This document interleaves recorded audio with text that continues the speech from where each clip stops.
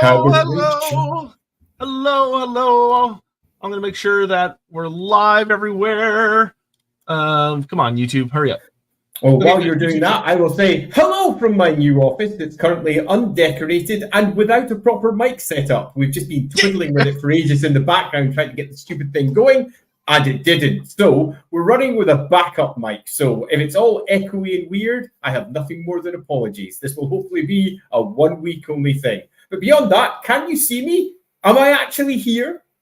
Yeah, I like the new background. I also like that very appropriately. You've got the liver necklace chilling out back there. Oh, yeah. Along with, yes, Dark Fiends, of course. Actually, just as a small point of excitement before we get going, that's actually the first proper pre-production copy. In that is exactly what we're going to get for the production copies. In that they just sent one over early. We're going to do a little unboxing for it. So that's the very copy I'm going to unbox in a video very, very soon. I'm super excited for it. Yeah, I'm super excited for it too, because I can't wait to see what I'm going to get.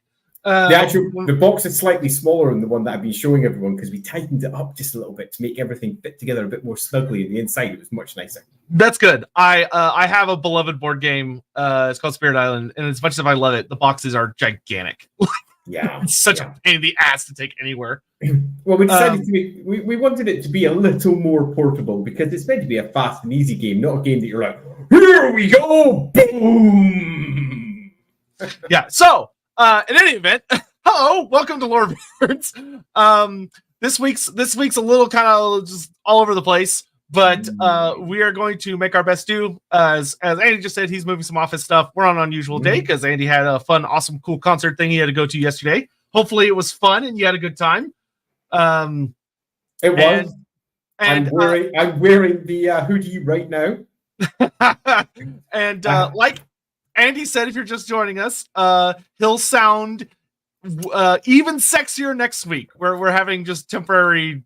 Yeah, I got a little mic this week, so if you're coming in a little bit late, be aware that I'm currently running on a terrible mic. It will be fixed for next week. So just for this episode alone, you're just going to have to accept that I sound a bit quiet and echoey and weird. Yeah, however, if you would let me know, those of you that are watching, if our audio levels are like relatively the same, that would be great. Because that I can fix.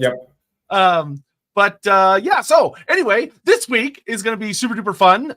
It was actually a very close vote. It came down to only a couple of percentage points between It's the First City and the Lahmian Vampires, but the Sisterhood managed to win out, as they always do. So, we're going to be talking about a lot of really cool vampire goodness today. And I'm really, really excited for this one. It's going to be really fun. We haven't talked about the undead in a hot minute. No, we haven't. And this is a really fun subject because it's one that different writers have taken in slightly different directions at slightly different times. So we have various slightly different versions of exactly what the Sisterhood are and what they're attempting to do in particular. So I'm looking forward to diving into those details. I kind of love them, even though I remember when they were first started going, yeah, really, what now? So yeah, that was fun. So we start off with our quick pre-stream super chats.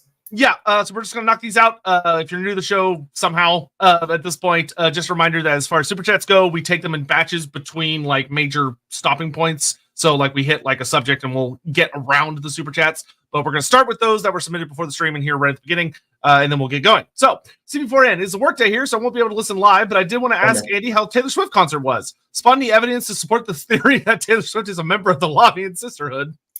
Sadly, no true evidence beyond the fact that there was an awful lot of women and girls in that audience. I was outnumbered a good, I'd say 9-1 at least. It was superb, particularly when her most popular songs came on and the voices lifted. Oh my goodness, it was not only extraordinarily loud, it was very, very high pitched to a point that by the end of it, because I was singing at their pitch too, I couldn't help myself. My voice was super croaky. Good times. ZB4N, did she sing the one about her messy breakup with Criminal the Swan? That's my favorite song. I really thought they'd make it work. Sadly, it didn't even make her small piano segment near the end, so unfortunately, no CB4N. It didn't happen. So some things are just too painful to bring up. Some things are just too painful to focus on again. Magladron, Hey. hi! First time super chat. Well, thank you. Long time watcher. Slightly off topic, but do you think a Nagash DLC would see Mortark / Dark Lords like Dread King / Lord Virion?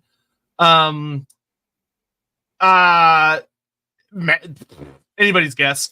Yeah, it's a difficult call to make as to how something like Nagash will be implemented. I think the answer is your guess currently is as good as ours, but I think Nagash at some point seems pretty much an inevitability. Yeah, it would. If they go heavy on Nagash, it would be nice to see him get like the 9 Mortarks, but for it to work with the way the game is currently implemented, they would probably have to do some weird stuff with it, which would be fine because like the whole Mortark system is pretty messy as is. So yeah, they could. Yeah, so I don't know. We'll see what happens. Gideon, hey, bit off topic, but A, I hope Andy enjoyed seeing the Rapid Clothes Maker, and 2, Lorebeards episode suggestion. Phoenix King tier list / ranking. Caradriel is very underrated in my opinion. Ultimate project manager. That would be a really fun stream. That'd be a fun one. I kind of love the Phoenix Kings. Ranking the Phoenix Kings would be good.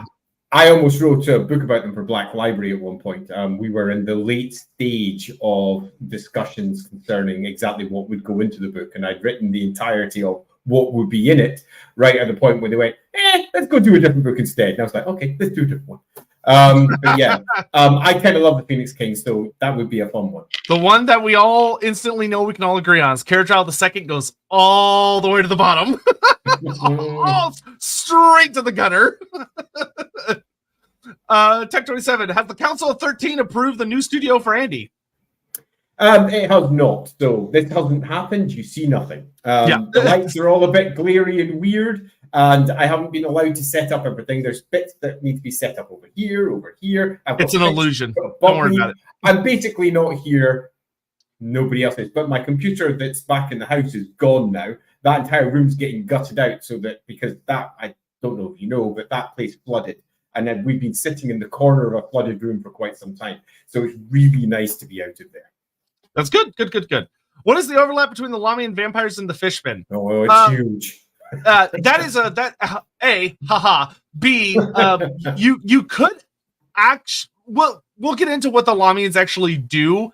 If there was going to be any faction that would be actually like aware of the Fishmen and would be manipulating events that have to do with them, the Lahmians would be pretty high up on the list, to be completely honest. Really? I mean, is it a huge stretch? Absolutely. But like, is there something I'll take it as a huge stretch, definitely. Yeah. Sign the Emperor. After the episode is done, before the stream ends, make Andy watch a Rome Reborn cinematic. I will not. With respect, that will be a good like Wednesday night thing when we're doing something a little more goofy, like a tier list or something like that. I don't think that's appropriate for Sunday Lorebeards, but that is something we could do on a Wednesday night in the coming future. Is the singer Putbull a Lahmian vampire? Sure, why not? Why not? I'll call people undead monsters. Sure. Tower 25. I noticed you two haven't done any ogre characters yet. As a completely unbiased observer, ignoring my username, I would point out that you have done 3 dwarfs, even though they are smaller and therefore less important. But you have to stack them on top of each other to get to the same height as an ogre, and we did do the biggest one of all. Yeah, we have 2 for the shield bearers, and then the one on top. We did it proper. That being said, so the way, like, when we kind of debate subjects, we kind of consider like zones of subjects. So like the Great Maw in me and Andy's mind, that is a ogre episode, even though it didn't feature an ogre character. So that being said, it's been a while. I think the Great Maw was like back near right before Halloween. So, ogres are probably coming up on the menu here pretty soon. Ogres are back on the menu, boys. Mr. Pig, how was the concert at Andy? I finally got to see Robert Plant last week. Oh, nice one, Mr. Pig. I've never seen Robert Plant live. That'd be awesome. And I don't want to dwell upon it. I'll simply say it was brilliant, and Paramore were also brilliant. I'd never seen Paramore live either. They were just so much better than I expected. Super pleased with those. Good. Then we've got Arianthol. What would happen if Grom ate a Morgar steak? Well, a Morgar steak would imply that it's cooked. And if you're cooking Morgar steak, hopefully you've burned everything out of it. It's just kind of a charred nah. In which case, it'd probably be gross, but more than likely Grom would be relatively fine. Yeah, Grom's belly is something special these days. Yeah, really. Hammond, Andy sounds. I'm really sorry. It's a 1 week only. My sound live. is bad. We know it's for You'll live. hopefully only 1 week. Watchdog 3079. How deep have the Lahmians infiltrated another country? Extremely. Like that's a heavy amount of what we're going to discuss today. They have come to directly lead other countries, although they probably shouldn't have. But yes, they have gone right to the very top in multiple realms of the old world and potentially beyond. The Singemeister has pivoted from exalting Tarmakon to saying hashtag Ushorin lives, hashtag make Stragos again. Bring back Stragos. That'd be pretty cool. All right, so with those out of the way, thank you all for the support. Let's get into today's topic. So the Lahmians. Building up to talking about vampiric bloodlines is something me and Andy have been really excited about for a long time. And it's nice to finally kind of see it manage to jump up and win a vote. Of course, for those who aren't necessarily familiar with the concept, the vampire counts of Warhammer Fantasy, which is, to be frank, a pretty inappropriate name for the faction, because vampire count really just implies von Karsteins. If you're not a von Karstein, you're not a count most of the time. But the Lahmians, I think, fit quite well, given how they were originally pitched. If you take a look at how the Army List first pitched them all the way back in 5th edition of Warhammer, so we're talking back in the Hero Hammer era, when the Lahmians first became a thing. And again, one more time, apologies for my poor voice coming through on my terrible mic this week. But that aside, they were very much placed as vampiric aristocracy, those who would position themselves as generally countesses or an equivalent. So the vampire counts worked quite well for the Lahmians, and the Karsteins worked terribly for the rest of them. It was a pants name. So we can blame 5th edition for that. But by the time we hit 8th edition, all the other bloodlines are largely forgotten. There's a little bit of, Ghoul Kings, the Ghoul, but they're pretty much just the Karsteins that they focus on. So you find that Vampire Counts by the end is a pretty appropriate name, but Vampire Counts as a whole for all the vampires is a terrible name. Yeah. So that is to say, for those that are not aware, the vampire counts, or the vampires of Warhammer Fantasy, are split into 7 bloodlines, 2 of which we know very little about, and then there's the 5 biggies. And the Lahmians are one of the biggies, and they are known more often as the Lahmian Sisterhood, though that's technically an organization within the Lahmian bloodline. So without further ado, that's who we're going to be talking about today. And probably the best thing to start with, as always when exploring a subject, is the history of like where the hell these people come from and what exactly they are. And the Lahmians, to put it bluntly, are kind of the OGs. They are the original, and I would probably wager it could be very safe to say that they are like kind of the least. They've remained true to their founder's vision because she is very actively still involved. Compared to many of the other bloodlines. I'd add a little bit to that and say that unlike all the other bloodlines, the Lahmian Sisterhood are directly not just controlled from the top by their founder, but they also work together, not necessarily very well, not very well all the time either. But unlike all the other bloodlines, they are one large group that work together. And indeed, that's often marked as their primary advantage. Now, the Lahmians have got a variety of advantages and disadvantages, just like all the bloodlines of vampires in Warhammer do, because they definitely weren't copied from Vampire the Masquerade. Honest. And if you don't know what Vampire the Masquerade is, go Google it. It's a role-playing game about vampires that was released back in the 90s. And to say that that influenced Warhammer versions of vampires is a massive underestimation. You'll look at it for about 30 seconds and go, wait a second. For about 30 seconds. 100%. Yeah, totally. So anyway, that aside, the Lahmians' biggest strength is that they still work together as a sisterhood, even after so many thousands of years have passed.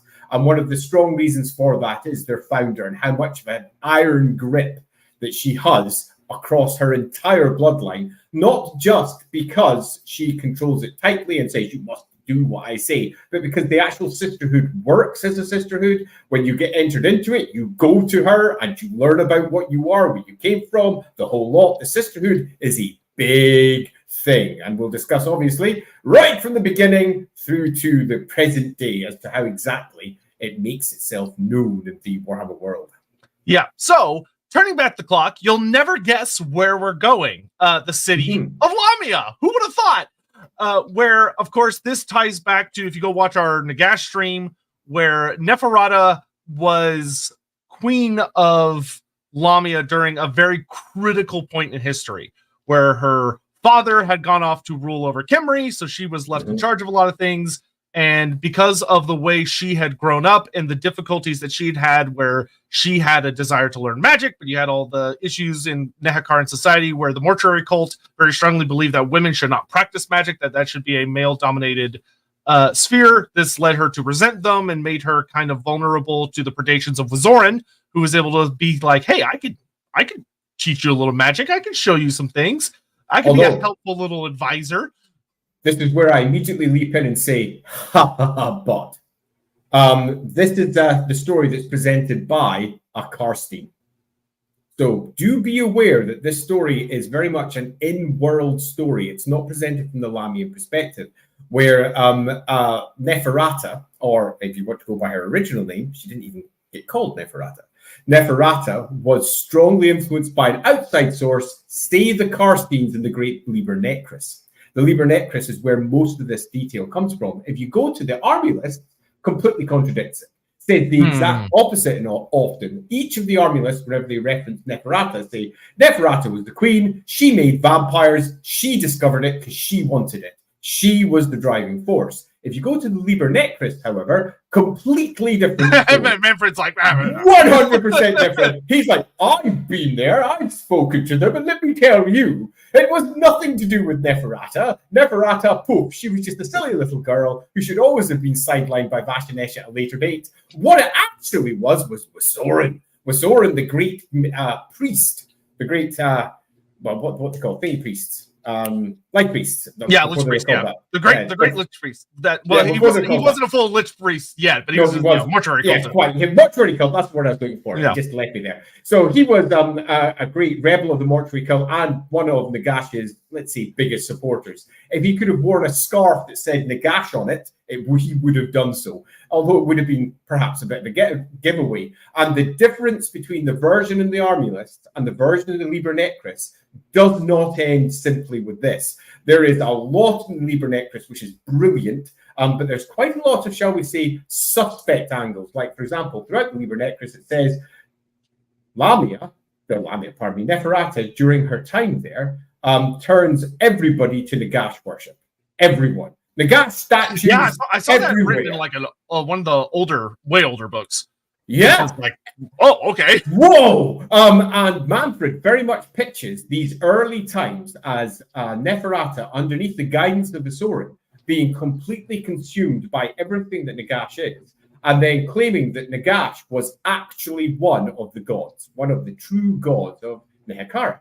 And by the time that her rule is fully, let's say, ensconced as a vampire later, she has replaced every single godly statue with a statue of Nagash. This could not contradict the rest of the sources more heavily, where she's very much seen as an independent character who took the learnings of Nagash and then adapted it herself into creating the great elixir that eventually creates all vampires. Yeah, the more recent lore is far more strongly in favor of Neferata does everything of her own personal ambitions. Like, Wazoran definitely is very, very important. Wazoran definitely taught her like magic and a lot of really important things that led to her being able to create the elixir. Also, if you're watching this, I'll go ahead and say throw the Nagash trilogy of Black Library books into the fire.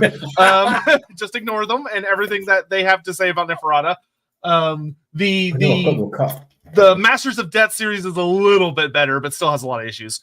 But the important thing about Neferata, and that will build into the Lahmians, is that Neferata has two really, really big fundamental story beats that she goes through. We're not going to focus on her too much because this stream's more about her organization or her bloodline instead of her specifically.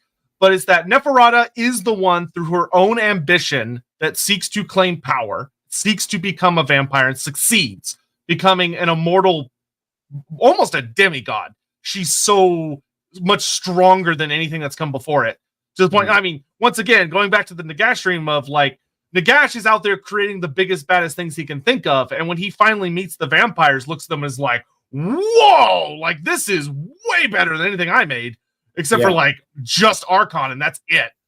And Neferata did that with her flawed elixir of immortality.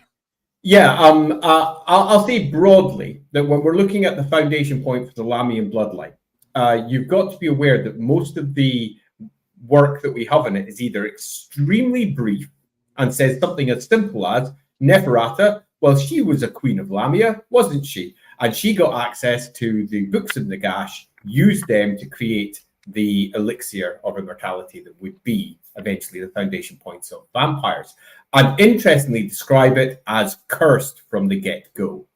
But when you actually look at what she does through the course of her early years, whether she's helped by others, whether it's Visoran, who is the primary instigator into it or not, we have ourselves a queen who gets access to Nagash's teachings, which are completely outlawed, by the way. Women are not supposed to be using magic, and Nagash is a big bad guy for everything that he did during his rule. And I do mean big bad guy. So studying his work is not a good thing. But she studies it, and she creates the new elixir that creates the vampires. And it is extraordinary. Now, the reason that it's called a curse in pretty much all the army lists is because she has to drink blood. That's it. That is the only curse. There is nothing else. But she doesn't have to drink blood. This is marked quite clearly in two sources, at least, where it's not blood per se that is the core of what vampires are. It's what's in the blood. It's the magic that is redolent within the bloodstream that's passing through them that they take. Meaning that Visoran, who looks at the whole curse as it's sat on, realizes that he can just subsist on the magic part. You don't need to have the blood part, but the blood part is super, super easy by comparison. And in exchange for consuming blood, which, let's be honest, what's the difference between that and consuming a horse or a cow or a pig or indeed any other animal or anything else? They get complete immortality, massive strength, extreme speed, charisma, eternal youth. They literally get everything they need for massive, prolonged immortality. And it's fair to say, better than Nagash is. And this is something that is constantly skimmed over in the text, because on one hand, you've got, hey, Nagash did it really well. And then you look at what Nagash is and you're like, did he? And then on the other hand, you've got vampires did it terribly. But, you know, did they? I mean, did they? It's like Nagash more like, is Nagash more powerful? Yes. But in like almost every other degree, is this very vastly inferior. Yeah, what Nagash is undoubtedly, let's just put it simply, god tier necromancer. Very, very bluntly. Let's just not make it complicated. He's right up there. Neferata, by comparison, is not. She's just way down. Visoran, he's super good at this stuff, but not Neferata. Neferata is an incredibly clever mind, and it seems fair that Visoran was responsible for many of the adaptations that was made to the elixir, but the elixir that they ended up with, for all he was a Nagash fanboy, for potentially obvious reasons, I think it's fair to say it's just better than what Nagash was doing. And through that, made her a vampire. And Visoran too. Yep, along with 5 others who got to drink from her. No. There was 11 originally, but most of them die later. 7 of them survive the attack on Lamia. Worth marking out that there are 4 bloodlines that nobody really talks about.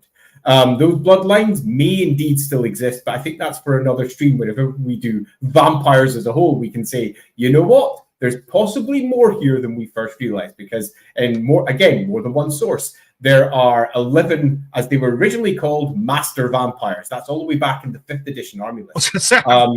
Master vampires.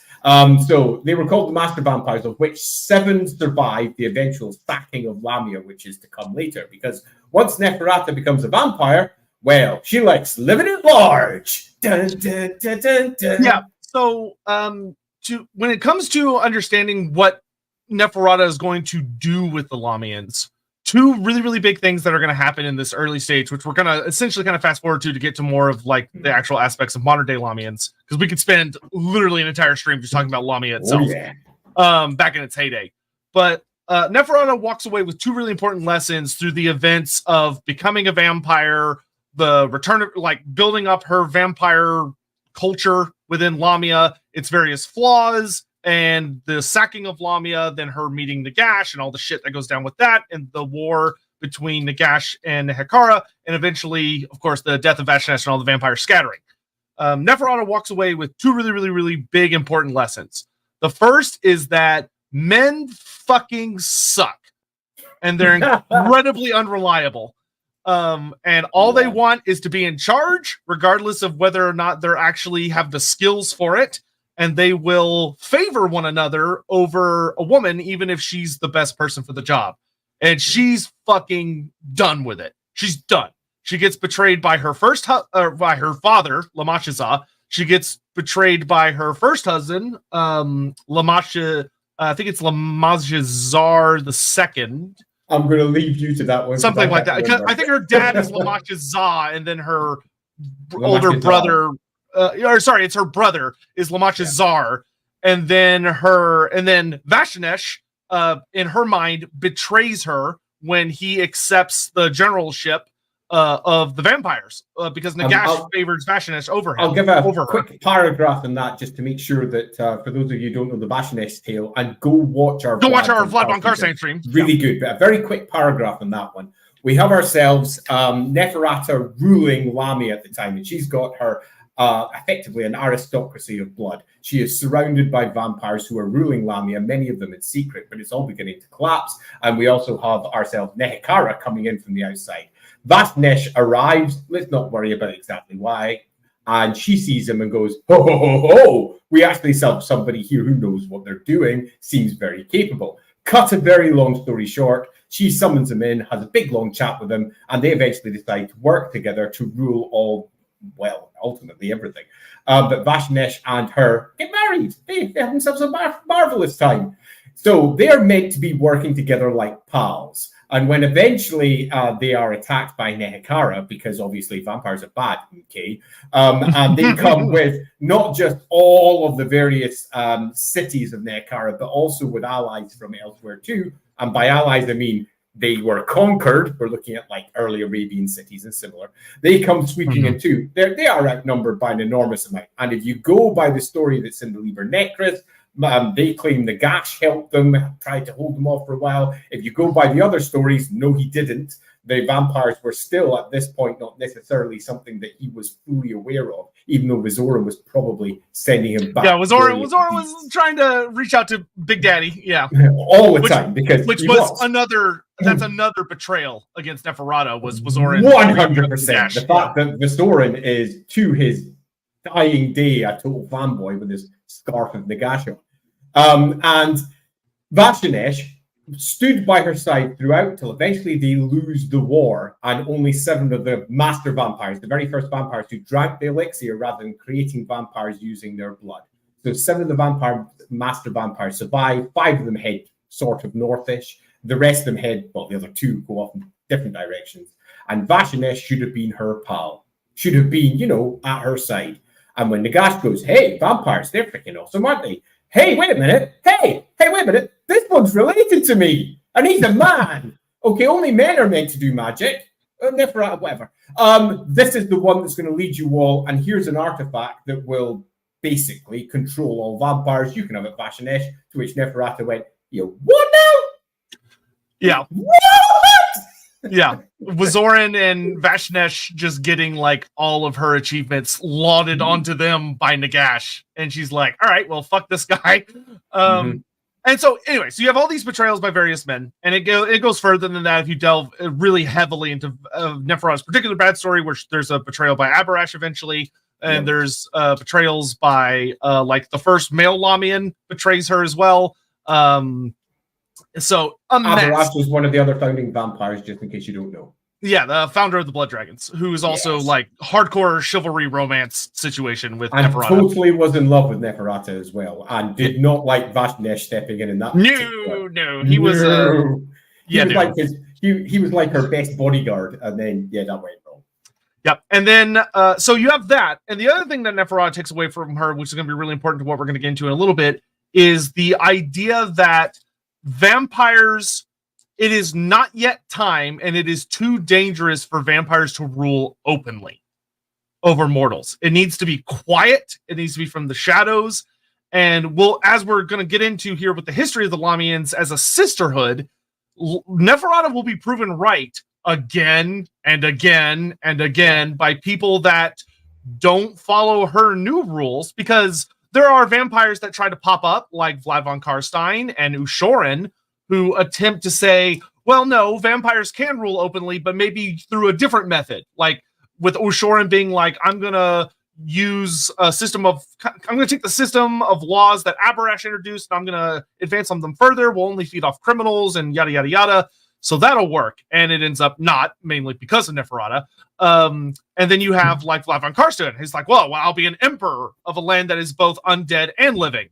That doesn't work. And as if you go check out our Vlad stream, you also may have some Lahmian shenanigans going on with that as well. But Neferata learns very quickly and really takes to heart after what happens with the sacking of Lamia that vampires need to be subtle. Because if they're not, humanity is always going to unite against them. And just through sheer numbers, as well as all the bizarre tricks they have through gods and all sorts of other shenanigans, is going to beat them down. Yeah. I'll add another couple of things as well before we start moving on to the foundation of this sisterhood. And that's that vampires undergo several significant changes after the collapse and fall of the Lahmian city where Neferata once ruled. And that's when they first, having been defeated, arrived with Nagash. So we've got our 7 master vampires, 5 of which arrived there, arguably. And a whole bunch of other vampires too, who were their children. When they first get there, Nagash sees them as a potential weapon that he can use against his hated enemy down in Netkara, particularly good old Alcadazar down there. And he strips away a significant portion of their character. And that is anything that can be seen to be, let's say, merciful. His job is to turn them into actual weapons, and he changes them significantly. Again, this is by the word of Manfred von Karstein, though, so it might not be true. But it's worth noting that it's mentioned quite clearly this is the first time we get a true curse, something beyond we have to drink blood.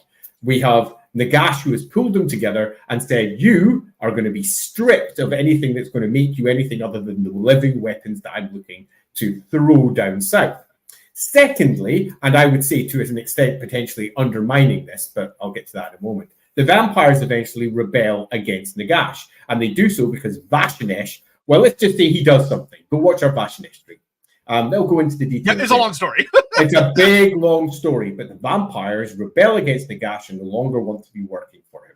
Arguably because the dude, let's say if you wish, because they've been stripped of any loyalty that they might once have had, and they're now self-serving idiots. Nagash perhaps spelled this end. It's not fair to say that. And through doing so, Nagash curses them all again. This time, cursing them to fear the sunlight.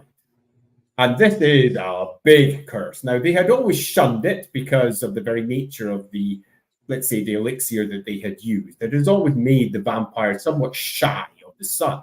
But this changed things completely and made the vast majority of them completely in horror of the great sun that lies. Yeah, they'll full on combust.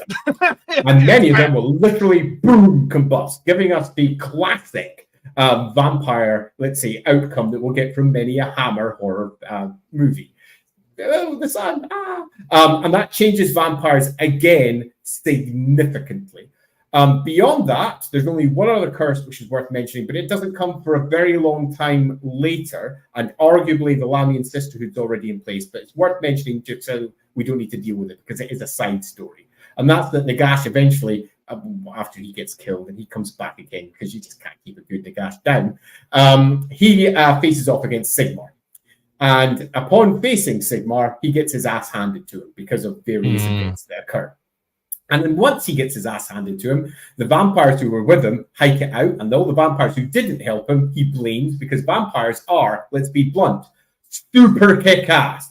Warhammer vampires are mentally powerful. They are significantly beyond almost anything else. Neferata, for example, when she was first brought out, was pretty much the same amount of points as Nagash in terms of the actual rules, which was just daft. She was beyond powerful, as were all the other top-tier vampires. They are stupidly impressive. And Nagash went, well, I've lost because of you, who left me before and weren't here. I hate you guys. And because Sigmar had laid him low, he said from that point onwards, just the very mention of the name Sigmar would be enough to make a vampire flinch, let alone his actual holy divine presence. It's also worth noting, though, that before that, vampires had always been shy of the gods. And that's very much because of their very nature, which is something we won't go into because that's more for a vampire stream. But at its simplest point, vampires are entirely material creatures. And most other creatures that are out there have a component of their soul that lives inside the aether, or the realm of chaos, if you will. That's where the soul lies, and their bodies are here, where the vampires have pulled it all over so that their souls lie entirely within the material realm and the spirit realm, which is the ghostly part of the material realm. So they are entirely physical, and other creatures aren't. But that brings a certain amount of, let's say, problems with etheric entities. So gods, which are etheric entities, things that live in the realm of chaos, or the divine realm, if you will, whatever you want to call it, they have an antithetical, let's say, issue with vampires. And it causes them to shy away from it, meaning that that's something that vampires need to be aware of. But Nagash cursed all vampires, including the Lahmians, to fear Sigmar, whether they wanted to or not, because he got laid low by them. The only other thing I think that's worth mentioning on that is just how god tier Nagash is to be able to do that on a whim. Yeah. Once again, Nagash is fucking bonkers. Dude's he may not be like a god in like the technical definition of the word, but dude's basically a god. He does some insane shit. So we're gonna real quick get caught up on super chats, and then from there we're going to leap into the actual foundations historically of the Lahmian Sisterhood and how they evolved into what they are today, and then we'll talk about what they actually do, and it gets really fun really fast. All right, so Lahmian the Masquerade. Yeah. Totally laughing god. And for those of you who know your Vampire the Masquerade, Lahmians are effectively a mixture of Toreador and Ventrue. They take many of the aspects of the Ventrue, but they also take many of the aspects of the Toreador. Lahmians are Warhammer Fantasy Battle's most toxic sorority. They're up there. They're complicated. We'll get into it. They are super complicated, which I'm quite looking forward to getting into. Yeah, Muffin Baskets. How do non-humans such as dwarf factions find out and root out vampires in their territories? Do they use particular agents and such? It depends on the race, and even within the race, that like the particular faction and what their specialities are. Most races in the old world, especially, have something akin to vampire hunters or people that specialize. It tends to be like religious figures, because faith is an incredibly effective weapon against all forms of the undead, including vampires. Or they will be specialized hunters, but often it's people who either specialize in dealing with death and ensuring that the dead remain dead, or it's going to be some kind of specialized hunter. It just depends. Like if you're dealing with dwarfs, you could very well argue that, obviously you're going to have slayers that if they even hear someone even thinking about there might be a vampire somewhere in the vicinity, are going to be jumping over each other at the chance to go fight it. But then you also have situations like the priests of Gazul are going to be specialists at dealing with those kinds of scenarios. You could even argue that there would be certain kinds of rune lords or rune smiths that specialize in the crafting of runes to deal with particular threats. I mean, they make runes that specialize against giants and dragons and vampires as well. And just to clarify there, Gazul is the dwarf ancestor god who is most closely associated with death and what happens in the afterlife. Yeah, and but that being said, all different races are going to have developed their own different ways of dealing with them. I actually think probably the most fun one to explore that you don't see a lot about in the lore would be dealing with the races that are less civilized, like how like ogres or greenskins deal with vampires. compared to, because like with dwarves and elves and humans, it's relatively easy to kind of figure out various ways that they might answer to that. But it's fun to think about like your greenskins and how they deal with vampiric threats, because they have to deal with them. There are a lot of different kinds of vampires, and some of them are out in the wilds. I think most of the answers to most of those questions are really relatively simple. Chop them. Yeah, totally. I mean, it's not frightfully complicated. Dwarfs aren't really normally going to be in a position where they're interacting with them all that much either, unless, and we'll get to the unlesses as we move to what the Sisterhood is doing in particular.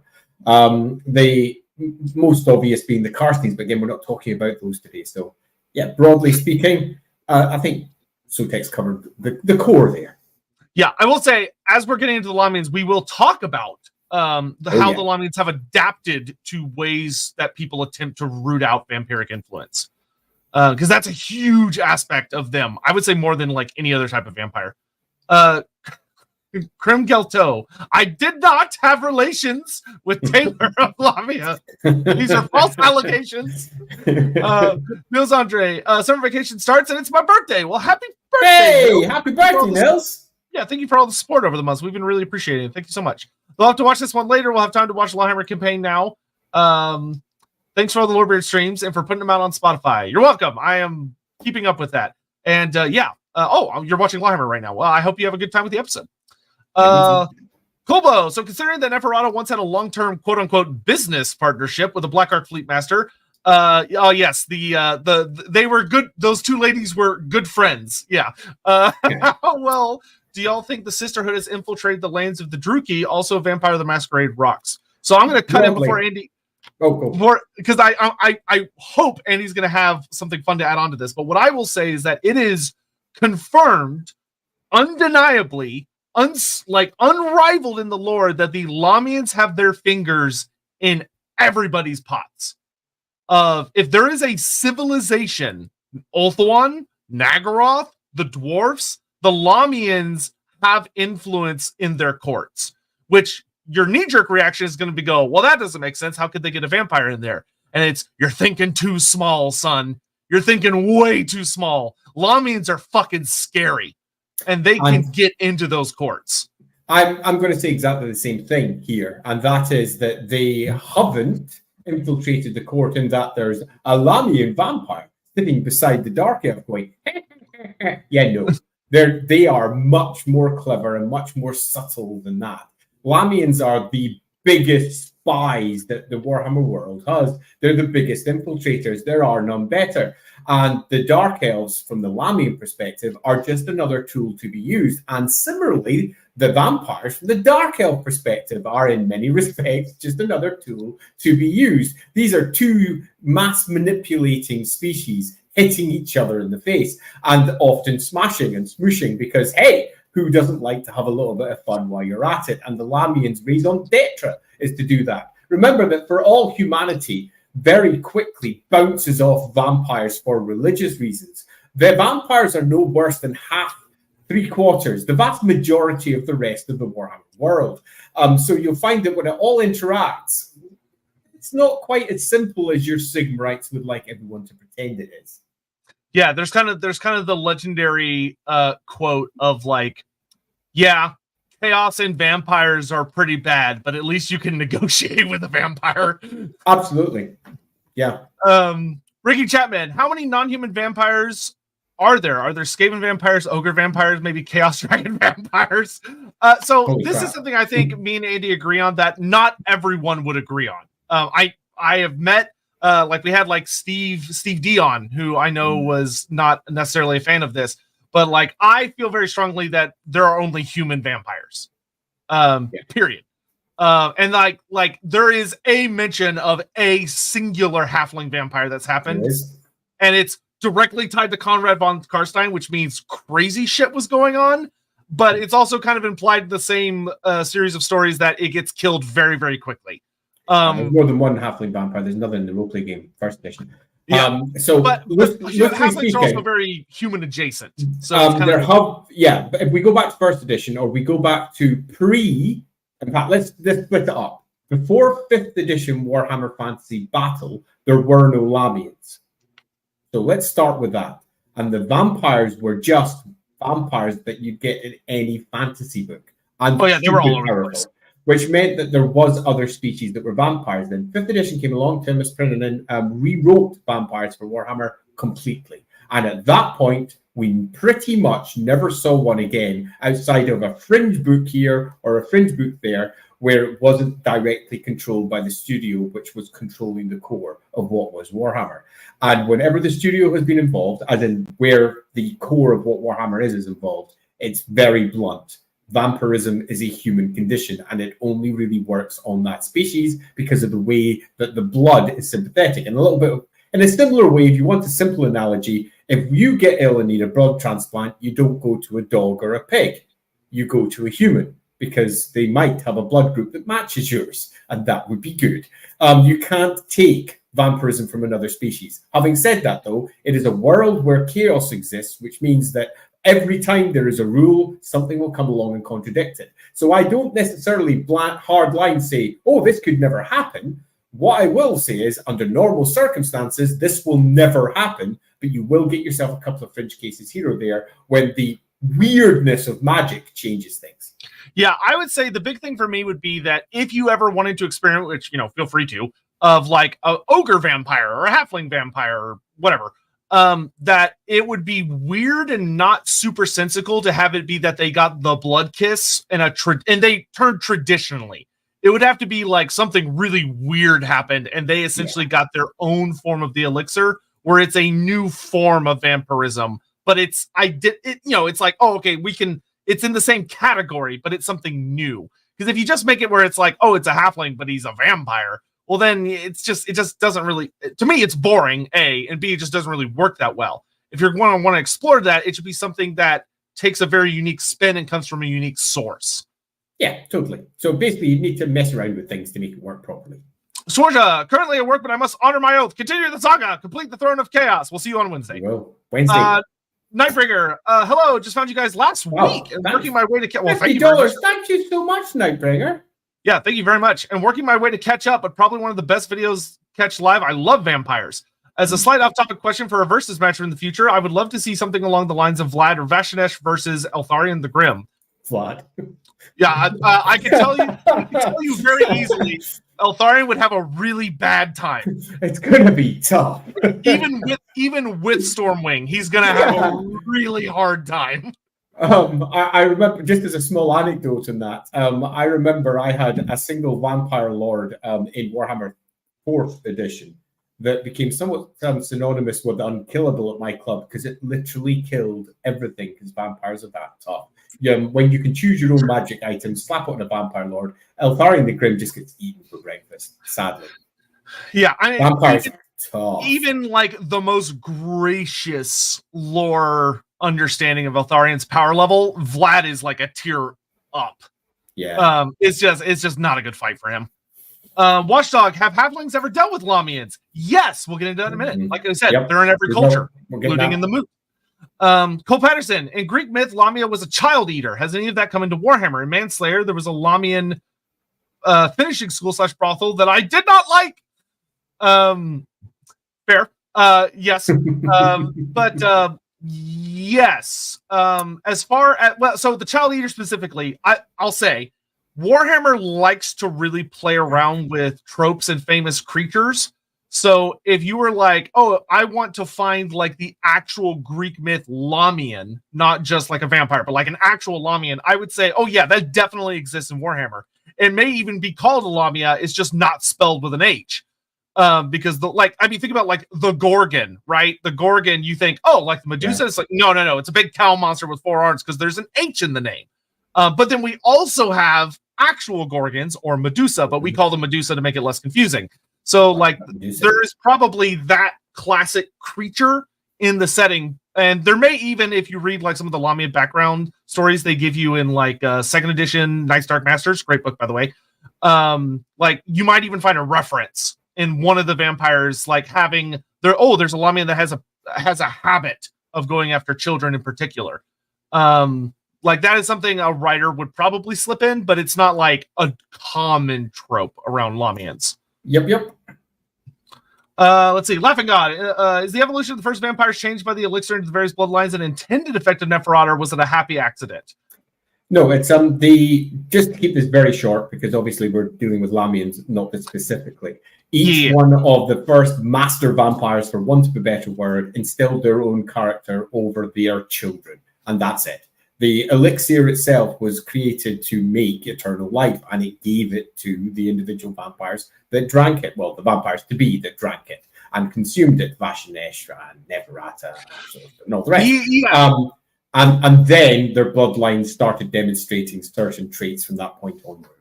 Yeah, if you think about it, the elixir gave all of them the exact same set of powers. It's just that one of those powers is anyone descended from you via the blood kiss is going to reflect you. They're going to be influenced by who you are. And that happened to all of them. It's just that because they're all different people, it influenced their children differently. Negarach, really enjoying the stream. Can't wait for you guys to help me fall in love again with Manfred. Dude, we want to talk about Manfred so bad. I love Manfred. Abrash is by far now my favorite. Keep it up. Abrash is fun. He poor bastard. He's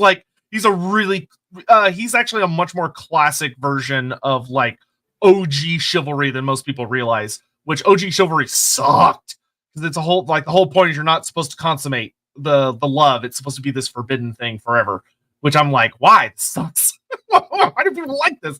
Anyway, Percolator, do you think Neferata and Lahmian will make it into Warhammer 3? If so, what are the chances she won't be a secondary listener from the guy? I think it's extremely likely she'll make it in. I know everyone's really nervous about the future of the game right now, and it's something I don't want to waste time on right now, but I have a video coming on Wednesday. I'll talk more about that then. Ayrton, finally live here. Favorite vampire character each. For me, it's Zacharias the Everliving. I love Zacharias. I don't have a favorite. No, I refuse to pick. I love them all for different reasons. Yeah. I fucking love Zacharias. Anyway, Jonathan Scott, since the dragons are ludicrously good at detecting taint in humans, might it be easier if the Lahmians maintain the ancient Lahmian embassy in Cathay? So we talked about this actually quite a bit back in the Vlad von Karstein stream, that the dragons are going to have a very unique perspective on vampires if they can detect them reliably, which they might not necessarily be able to.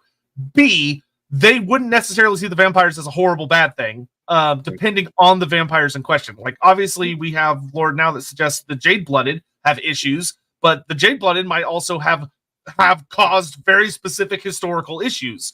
Really, what's the difference between a vampire and a priest from their perspective? Yeah, that's the thing, is that, like, vampires would actually probably have an easier time sneaking around Cathay in many ways, because there's a lot of forbidden things in Cathayan culture. Yeah. Cathay has a really strong underground culture running around. Smiling Kira, but thank you for the super chat. When was Alcazar given the elixir of life when he was raised in Lahmian? No, Alcazar was never given the elixir of life. No. The story about if he was raised in Lahmian or not comes from, I believe, the Neferata series. Most other sources disagree that he had any time in Lahmian. Most sources agree that he was purely raised in Khemri and that he learned about the Lahmian taint along with the other priest kings, and he doesn't have a personal relationship with Neferata. I can't remember if it was Josh Reynolds' series or if it was the Nagash series. One of the series has it where they made it where he was like raised by Neferata to try and make it more personal, but it's really unnecessary and it adds a lot of confusion onto how the fuck it's a mess that is very unnecessary. But no, he never got it. He's also not a true Tomb King because he never got his remains were never properly prepared because he just fell into the river and died after he killed Nagash. Lord Sarthenius, hello boys. Andy, is that your new office? Nice. Hope you all are well. How would Neferata react to Isabella? Probably poorly. Very poorly. There's actually some kind of mentions-ish about the Lahmian's feelings towards Isabella, and they're not good. They're just not good. Yeah, particularly if you look at the potential personal story there as well, where Vashanesh is almost certainly Vlad. Vashanesh, the great betrayer. Vashanesh, whom she loved and who loved her in return to have Isabella. Oh, gosh. There is some history there that is almost certainly going to be my ex-husband's younger wife. Delightful. Plus, you've got to remember that vampires, if you go with the traditional curses, are not very charitable. No. Yeah, no. No. Lahmian infiltrates lizardmen. Not in the sense that there is a Lahmian in the court of the lizardmen, but are there Lahmians who keep tabs on the lizardmen? I would say yes, absolutely. Yes, definitely. But they are aware of the lizardmen and do their best. Now, are the lizardmen probably very difficult to keep tabs on compared to most races? Oh, yeah, definitely. Yeah. But there are Lahmians who watch them and try and keep up with what they're doing. Like, yeah, there are Lahmians. Like, think about it. I mean, think about the colony settlements. Who's paying for the expeditions to go into Lustria? Who's paying people to go into the jungles to try and mess with lizardmen artifacts and figure out what the temple cities are up to? It's the Lahmians. It's the Lahmians all along. Acting Zebra, hi, Loremasters took a trip to the small Swiss town of Altdorf. Disappointed in the lack of electric counts. Call the electric counts. The real world Altdorf was very disappointing. The podcast was clutch on an 8-hour plane ride. Well, glad you had fun. And sorry, Altdorf, Karl Franz wasn't able to come out to greet you upon your arrival. So, talking about with the last that kind of last super chat we had there, talking about Lahmians and what they actually do. So, very quick primer as far as like the history leading up to it, and then we're just gonna dive in because I'm really excited to talk about this. Is that with the Lahmians, you had that after the whole incident where Vashnesh dies and all the vampires scatter. Neferata and all of her handmaidens, and the vampires that are still with her go north, and they go into the old world, and they bounce around a bunch of these ancient human tribes. And it talks about how the early Lahmians kind of managed to slip their way into a lot of these settlements as wives or concubines or seers. One of the things you see a lot with Lahmians that's actually particularly fascinating to me is that Lahmians are often considered one of the weaker bloodlines when it comes to magic. They're considered kind of down there with the blood dragons, where it's like they're not super great wizards a lot of the time, compared to like Von Karsteins and Necrocs, who are like big spellcasters. But the Lahmians have an exceptional skill at being seers and doing prophecies or future reading, because it plays into the way they like to manipulate things. Or they've got a very good skill at making people believe they are. Yeah, we actually, though, the way they do it tends to be very different from the way like Von Karstein or a Necroc usually would do it, where a lot of things that you see with Lahmians are scrying pools of blood, where they use that to A, spy on people, and B, to try and pick apart future events, where like Necrocs are traditionally your prophecy givers, guys that are using like the hardcore like Azerite type shit, whereas the Lahmians have a much more political version. They're spies. They're spies. Nice and simple. They're spies. Okay, if you want to get a quick idea of the difference between them, they're not so much spying into the future, they're spying into the present. They are using their vampiric capabilities to see stuff, to hear stuff, to be aware of stuff. And way back in these early where the Sisterhood has become a thing days, the Lahmians are caught up with a variety of old world, let's call them for what the Lahmians saw them as, herds. So sources of blood for themselves to feed from. And the Sisterhood, to be the nascent Sisterhood, stayed in contact with each other. So you had Neferata herself, who probably had herself a small court hidden away somewhere, and a bunch of her children moving around the various herds, controlling them the best that they could, and sometimes controlling them somewhat more overtly. There's a couple of tales of entire tribes effectively being taken over, and they rule from above. That generally doesn't end well, though. Or alternatively, and much more successfully, just marrying into it and riding with it for a while, and then moving somewhere else and riding with that one, and moving somewhere else and riding with that one. And slowly but surely learning the various tools of what will become the Sisterhood's trade, as they become not just very capable spies and infiltrators, but they're also working towards Neferata's great plan, whatever that should be. But eventually, through these early days, they decide that it's reached the point where they need to basically find themselves a base of operations. And boy, do they. Yeah, so Neferata, wandering through the old world, eventually hears about a dwarf hold known as the Silver Pinnacle, which was the classic situation of it started off as a pretty basic mine that was harvesting gems and silver and a bunch of other goodies. And eventually they made a ton of money because this mountain was wonderful, kind of on the eastern edge of the World's Edge Mountains. They harvested a lot of goodies out of it, and so they evolved it into a proper hold. And they were incredibly rich and wealthy, even though much of the silver at that point had been mined out. And a stranger comes to see them.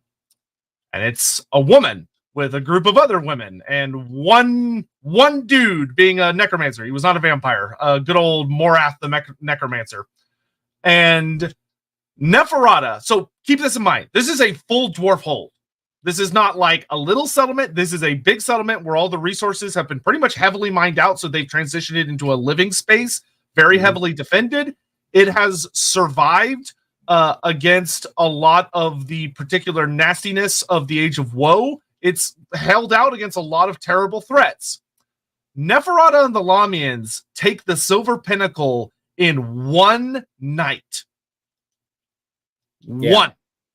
And it's interesting as well because there's slightly different versions of this tale. In one version, they do it with the aid of skeletons and zombies. It's a classic old vampire tale where the vampire raises the undead and takes it over. But in others, it's a far quicker, bloody tale where they just completely storm it and wipe it out in a night of blood.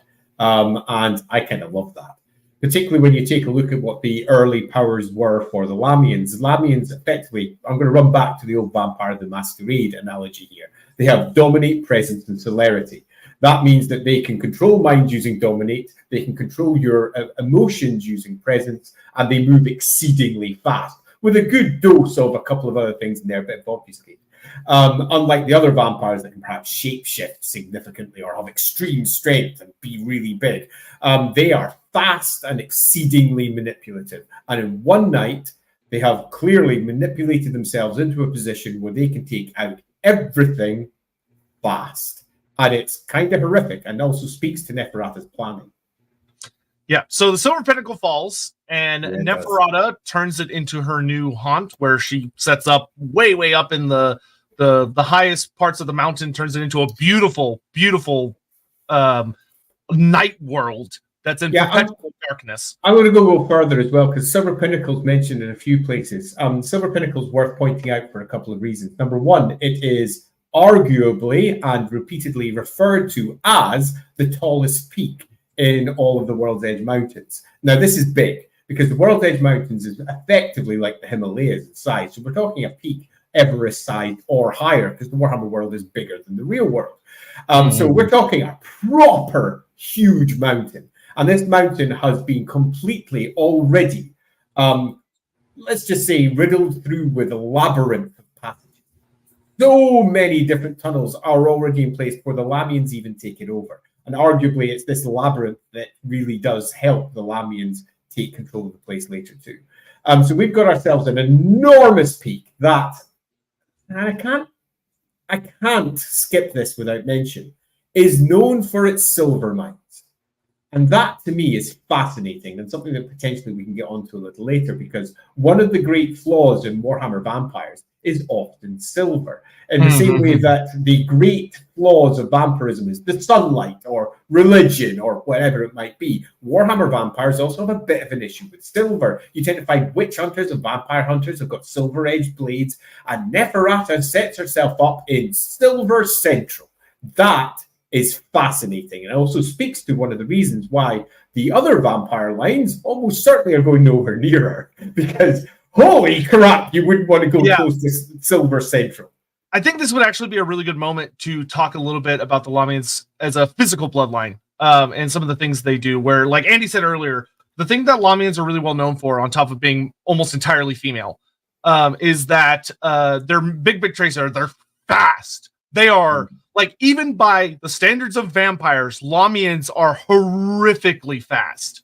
That is one of their, like, big superpowers compared to the other bloodlines, is they are the quickest when it comes to just how fast they can literally move, which is very impressive when you're up against, like, the likes of Von Karsteins and Blood Dragons. Lahmians tend to still be faster than them. They are.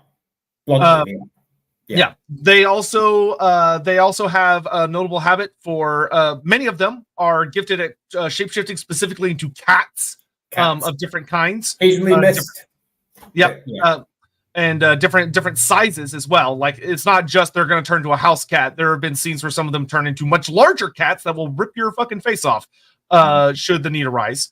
And very, very good at charms. So not not only are they incredibly social, know how to manipulate you socially, but using literal magic or just innate power. Like, it's not a spell.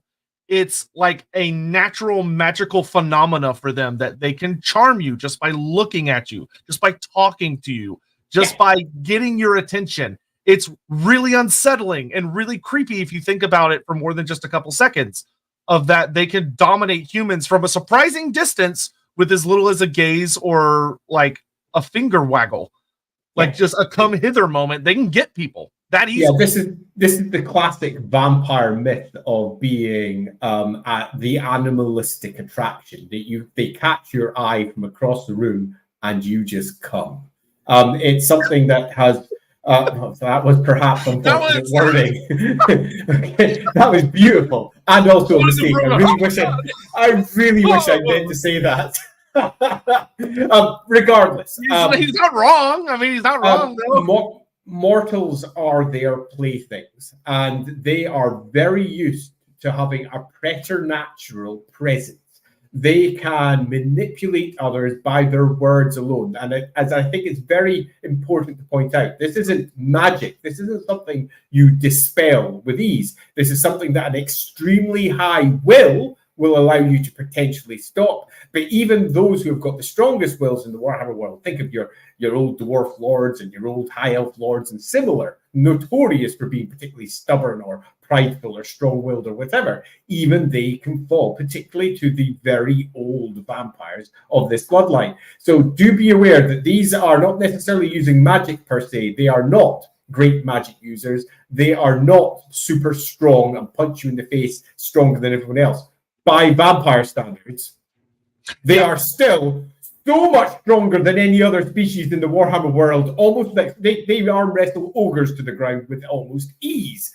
Nevertheless, they are, by vampiric standards, not strong, but they are, to use a simple word, manipulative. They manipulate your emotions, they manipulate your heart, they manipulate your feelings, they manipulate your very perception of the world around you and make you do things. They can dominate you, turn you to their way of thinking, slip into almost any society, get what they want and walk right back out again without being spotted. And that is one of their greatest strengths. Far more important than being a big muscle-bound freak who can punch their way through walls, although let's be blunt, Lahmians can punch their way through walls.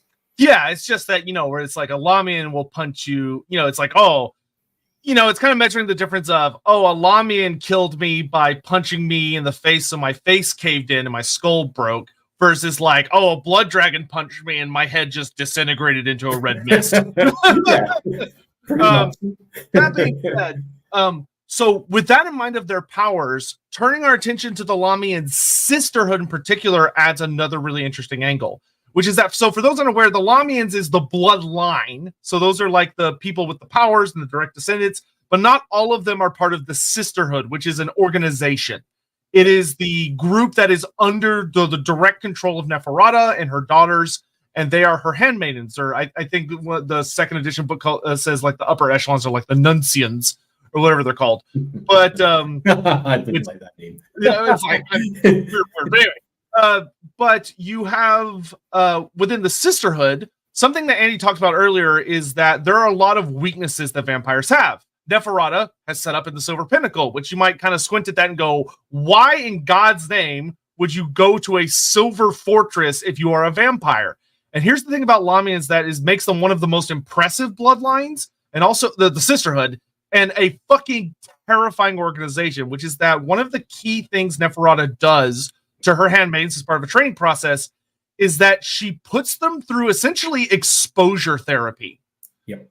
Where they are forced to confront the weaknesses of their bloodline to develop, it's not an immunity, but to develop at least an ability to deal with it and not to flinch, not to show that they're a vampire, not to be get by a gotcha, to the extent where Neferata wants them to be around silver, wants them to experience. It also makes her a fucking amazing defense fortress if you're worried about other vampires, because, like Andy said, you're not going to attack somebody that has a fucking silver fortress.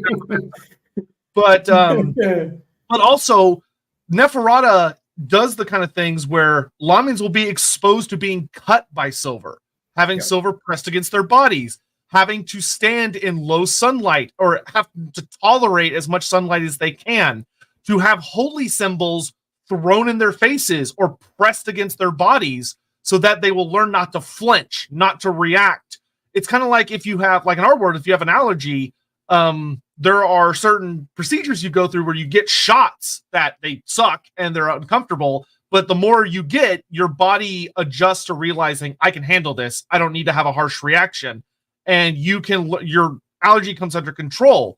The Lahmians literally use like a form of really nasty but effective therapy to make the Sisterhood come off as if they're immune to these things. Like, granted, if you get them with it, it still hurts, but they're not going to show it. They don't flinch. They don't react in any way. That way, if there's like a witch hunter going after a Lahmian, he's like, haha, a symbol of Sigmar to check if she's a vampire, she'll be like, what are you doing? Totally. Whereas if it was a Necroc or a Von Karstein, they might go,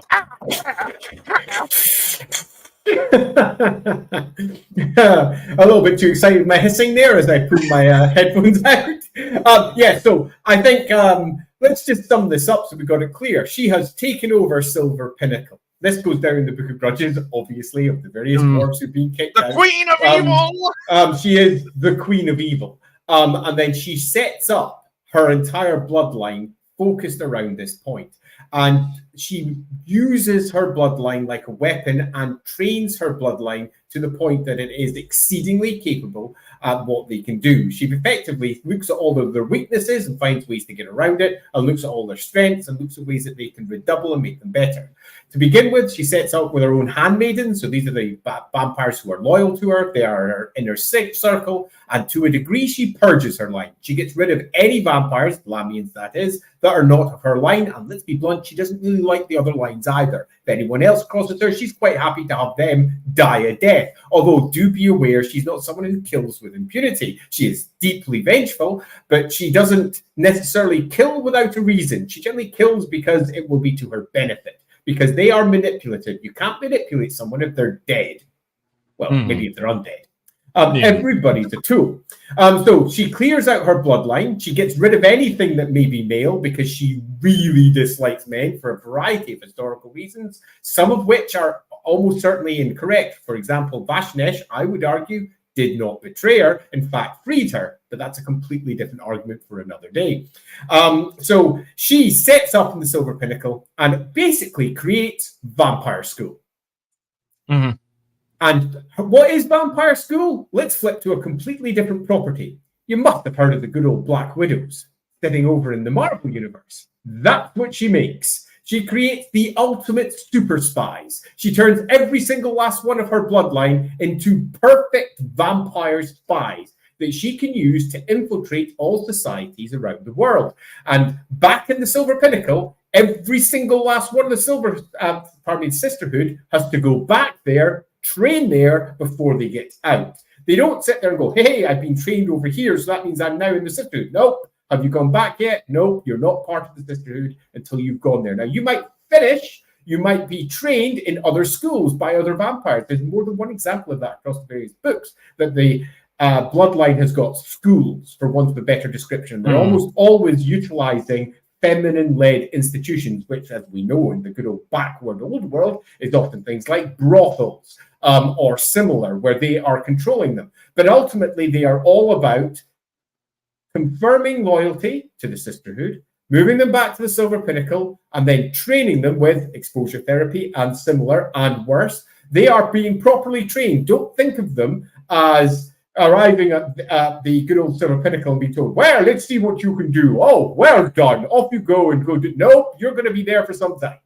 You're going to prove yourself. You're probably going to be literally waiting upon the queen of all vampires herself for some time. Those that she likes fall into her court. Some of them she takes as lovers. Many of them, it's noted, she takes as lovers. They're all supposed to take men with them. because it's not a man-free zone here. They bring in all the men, and some of them will be picked out to be fed upon, some will be killed, some will be kept as lovers. This place is a bit of a horror show, truth be told, but it's a spy central horror show, and everybody that comes in is coming in for a particular reason to be used broadly to train the Sisterhood to be better at their job, which means a lot of men, a lot of women, a lot of people, and also a lot of other species too. Do not think of Silver Pinnacle as purely this great labyrinthine maze of darkness and horror, with at the very heart of it, the Queen of Vampires herself laying in some sort of Egyptian-style court, which, to be frank, she does, filled with all the artifacts she managed to pull out of Lahmian, which she did. She does, yeah. She does. It's all there, but this entire place is a mixture of extreme civilization, because they teach people how to deal with the courts all around the world, not just Estalia or the Empire or Cathay. Everywhere they've got representatives of all species. They've got people that have been dragged there by the good old Lahmian Sisterhood purely for training purposes, so then be sent back again. This place is spy central for the world. Yeah, it's arguably, It's probably one of the funny enough, one of the greatest institutions of learning in the Warhammer world. Like, genuinely, where you're learning languages, you're learning like culture norms and how to like blend in all sorts of crazy different scenarios. And it is brutal. Like Andy said, it's not a happy place. And it is like the vampires, Neferata, partly for amusement, but also once again for further training, uses and encourages the vampires to fight one another, but only through wit, only through social cues, where you're fighting with a smile on your face and you're using words to constantly move people up and down in Neferata's esteem. And if anything, it makes it an even more horrible, brutal culture, because it's not about how good you are with a weapon. It's not how powerful of a wizard you are. It's how good you are at manipulating politics and social cues, which, as anyone who's ever been in any kind of situation where you have to do anything along those lines, fucking sucks. It is brutal on your mental health. I'll also add one other fun thing. It's mentioned in several places that no vampires from the other bloodlines that arrive at Silver Pinnacle ever leave, and everybody knows what that means. It means they're dead. No, it doesn't. No, it doesn't. It means that they've never left. One of the great things about Silver Pinnacle is it is the peak of civilization. It is often marked as being this vampire cycle. It's all bloody and horrible. But is it? When you actually look at the descriptions of what it's like in there, and there are very few of them, but there are enough of them, it is the height of vampire civilization, where most of the people are treated relatively well, unless they're idiots. And I'm in no way saying this is a good thing. I'm not condoning it. It's horrible. Let's be blunt. But I'm very much not saying it's anything similar to the crazed courts of the Carthians, which is almost a mockery and a sham of civilization. This is actual civilization. Where you can live your life, and other vampires, and music and hedonism and all sorts of other cool things going on. And other vampires are almost certainly there, and not just because Neferata is the queen of the vampires, and as far as she's concerned, all vampires are hers. They're all hers, and it's not just because of that. It's because they are useful training devices.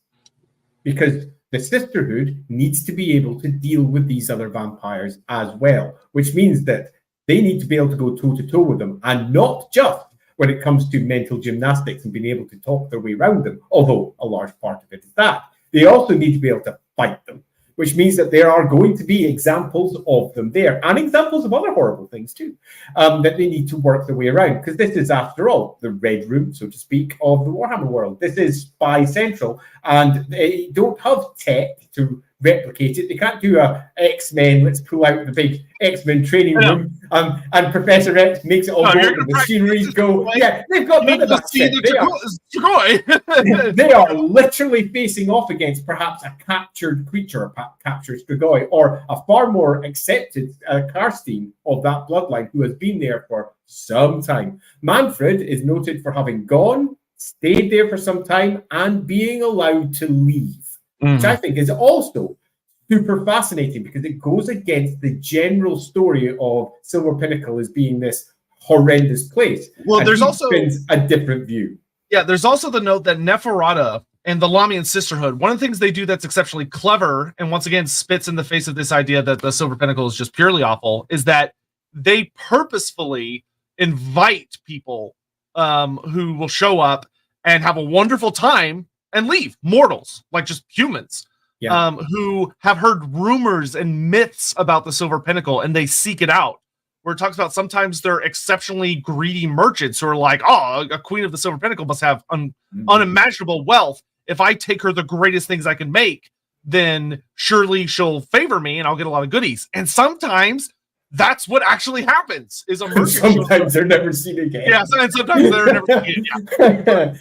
Yeah. But there's this whole thing of that there are stories of merchants or heroes or individuals who seek knowledge or art or some other various idea who have gone to the Silver Pinnacle, had a wonderful feast where they may or may not notice they're the only ones actually eating, and then when they leave and they simply further spread the word of how wonderful this place is to lure potentially interesting individuals to Neferata, once again for entertainment, but B, because anyone that can make it there and prove sufficiently interesting is a useful tool, is a useful pawn. Yeah, and it's not just that they're useful pawns, they're always looking to expand the bloodline and the sisterhood, which means that very attractive women, no matter where they may have come from, are a constant resource that's moved back towards the Silver Pinnacle, because they are often the starting point for the next strong Lahmian vampire. Doesn't matter if you don't have the necessary social skills, because they can be trained. Doesn't matter if you're the strongest or the weakest or anything else or the most intelligent. All of these things, to a degree, can be trained over time. And the Silver Pinnacle is filled with people who have come from around the world, taken there by the Sisterhood, and often given as gifts to the older vampires that work from the Silver Pinnacle. And the most attractive of them often become lovers. The most devout of them become playthings. Can we convert them? Can we make them go against their own beliefs? They have a particular love, for example, for Bretonnians, particularly the most chivalric of the Bretonnians, because the most chivalric of the Bretonnians are the most fun to try and break. And they don't always succeed. I will say, now that we have it confirmed canon just on a regular basis now, and it's like not exceptional or like of note, it just happens all the time, that there are lady knights running around. Man, someone give me a short story of a female knight going to the Silver Pinnacle and trying to hold on to their faith and their chivalry in the face of Neferata. Whew! Oh, you can have a spicy story there. And I think in most cases they would probably lose, although that wouldn't be the story they tell, because Warhammer stories are always about the good guys winning. Because that's what they always do.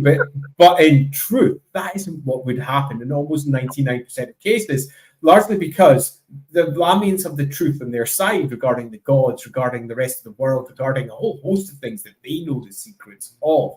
And they can slowly but surely, like an unfolding flower, explain what the truth of the world is. And the Lahmians are nice about it. They don't kill if they don't need to. The Lahmians tend to take their people that they're feeding from as lovers. And they take them as lovers, and then to get bored of them, they move on. They don't generally kill them. They kill the ones who they don't like because they're horrible people. Yeah, they much horrible, I mean horrible by their standards. Yeah, by their standards, yeah.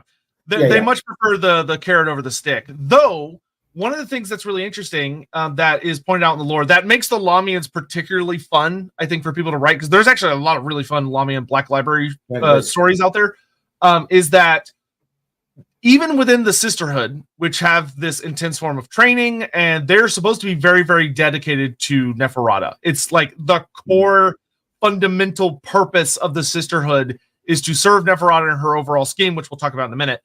But you have this this notion where Lahmians are very cautious about keeping an eye on one another. Like, they're not only spying on the various forces of the old world, but they're also spying on each other and sending their own whispers and schemes back to Neferata to rise in her esteem. But because there have been legitimate incidents, many, in fact, where Lahmians have full on fallen in love with their targets, the people they're supposed to be manipulating or using or whatever, and they get the order that it's like, okay, it's time to move on, or this person needs to die for whatever reason to fulfill this thing, and they go rogue. Like like Lahmians have a bigger issue with that than any other bloodline, but that's also because no other bloodline is nearly that organized, so they don't have the opportunities for this kind of shit to come up. But there have been quite a few incidents where Lahmians have full on betrayed the Sisterhood to stay with their lovers and to run away and to try and keep them alive as long as possible. And in some cases, even turn them into vampires, which can cause further issues. And one of the things that's really fascinating is you may expect the next thing I'm going to say is that, oh, well, surely, and then the Sisterhood sends out vampires to hunt down and kill them. And you're half right, but fascinatingly, not entirely. One of the big notes about the Lahmians is they do have sisters who are specifically dedicated to tracking down Lahmian sisters who have lost their way. Who fall a little too hard in love with someone or start going rogue or doing whatever. But one of the things that's specifically noted is that Lahmians of the Sisterhood greatly dislike killing one of their own. Yeah. It is not done unless it is like completely unavoidable. And by unavoidable, there are much like any rebellion against the power structure, they need to make examples and ensure that they're put down. And that is the general perspective that everyone believes. The truth of it, however, is that these are useful tools. And if they have infiltrated a different environment because they are seeking to hide away from the sisters, that means that they have a useful potential spy in that network, which means that they can then tap that spy at a later date and say, look, we left you alone. It's now time for you to do this. It's just classic spy shit. And the Lahmians are well down with classic spy shit. There's betrayals and double betrayals and triple betrayals. But ultimately, they have all been back to the Silver Pinnacle, and they have potentially been with the source of all vampirism. They have an almost holy mission. And in more than one place, it is pitched almost like Neferata pitches herself as a goddess. In many respects, pitching herself in the same position that many put Nagash. And she places herself as the goddess of vampires. And it certainly seems that in the Sisterhood, there is an almost divine view in terms of how important she is and what her overall goals are and how all vampires should be working towards that. We don't know the specifics of what is said, nor do we really know the specifics of what she wants, although there are a couple of examples of different stories as to what she wants, which we will be going into, obviously, because yay. But awesome. But it's fair to say that just because you are, let's say, caught up with doing something that the Sisterhood says you shouldn't be doing, it in no way means that the Sisterhood is either going to off you or is done with you. Well, they're never done with you. You're never done with the Sisterhood. Never. It's always coming back. Yeah. So when it comes to what is that end goal, which I thank you, Phil 5991 for the bits asking about that. Neferata does have an end goal. However, it is kind of a classic Warhammer scenario where different authors and different kind of editions of the game have different interpretations, where someone will just flat out say, oh, it's very mysterious and we're not going to tell you. But there have been authors that have taken cracks at it. The one thing that's generally tends to be agreed upon is two main facets. The first is that Neferata wants control of all vampires. All the bloodlines are under her fist. She is the queen of vampires, period. The second is that she wants to go back to Lahmia, and she wants to reclaim it. Now, there are some really fun iterations on that. I think one of my favorite versions I read is that Neferata does not desire to rule over a ruin, a wasteland, a desiccated city. So it's not enough for her to simply take back Lahmia. What she wants is to put the Lahmians into such a position of power that they're able to raise a massive army of the living to go back and take Lahmia so that it becomes a thriving, living city again, a metropolis. It's not, she doesn't want to rule over the ruins of Lahmia. She wants Lahmia restored to its heyday and then some, which means you're gonna need a lot of people, like not just to refound the city, like not even thinking about like the fighting, like just for the sake of like rebuilding the city is going to take thousands of humans. Yeah. So that is definitely the case as to what it says in most of the books. But when you look at what the Lahmians are actually doing, what the Sisterhood does, the Sisterhood is infiltrating all civilizations pretty much in the Warhammer world, and I do mean all. They are either keeping tabs on them by secreting their way over there and slipping their way through and finding ways to get spies into places, because remember, they're the masters of mental manipulation and control. They will do anything effectively to take control of somebody, and frequently do. They have some magic, but they don't use magic to manipulate, which means that for those who are species that rely on magic for much of their interactions, and will expect magic to be used when people are manipulating others, they'll have no trace of their influence, because their influence is by word, by mouth, by deed, often by making people fall in love with them or indebted to them, or by blackmailing them, or whatever it may be, to ensure that they can infiltrate Dark Elf society without ever having to actually be in there. And there's no spells in effect on their Dark Elf slaves, those who have been converted to their way of thinking. There's nothing more than how that Dark Elf thinks, because it's been manipulated into that place. So they are manipulating civilizations everywhere. They're keeping taps on everybody. And the big question is, what the fuck does that have to do with rebuilding Lahmia? Nothing. Literally nothing. Literally nothing. It is clearly, for anyone with any attempt to look at it all, nothing more than, let's say, a symptom of the bigger stuff. Yes, she might want to reclaim this. That doesn't seem to be a lie. Yes, she might want to reposition herself as the queen of all vampires. That also doesn't seem to be a lie. But in no way does that seem to be what she's doing. She has a bigger purpose. And it's nicely laid out in the Liber Necris, where Manfred concludes that he doesn't know what it is. Yep. And I will note two other things that are really interesting about what the Sisterhood does that you could look at and say, well, I could kind of see how this plays into Lahmia. But once again, think about the bigger picture. And the first is that one of the things that Neferata very heavily pushes the Sisterhood to accomplish is manipulating the various cults of the Warhammer world against one another, getting the Ulricans to fight with the Sigmarites, and the Ronaldans to fight with the Shallians, and the followers of the Lady to fight with the followers of Manon, and like just make everybody hate each other, and then pushing very strongly for agitators within society who push really heavily the idea that the gods are inherently untrustworthy entities and should be cast out, should be left behind in favor of a better world where humans, or all the races, to be frank, not just humans, are able to lead their own destinies and ignore and cast down all of these gods that would manipulate. Like Neferata, like, especially if you're someone that really enjoys delving into like the aspects of the way the gods affect the world and how people react to them, Neferata is unironically probably the strongest like atheist proponent within Warhammer Fantasy, and is actively encouraging that and fanning those flames in cultures all over the world, very successfully, I might add. Yeah, I would argue that if you're looking for a natural ally with the dragons of Cathay, you've got one there. Yeah, and thing, that might be surprising, but I'll move you over to your second thing. Yeah, and I would love for Andy to talk more about this, because I'm just going to say it flat out, of that Neferata, the Lahmian Sisterhood under Neferata, without, in my opinion, without argument, is one of, if not the absolute greatest threats to chaos.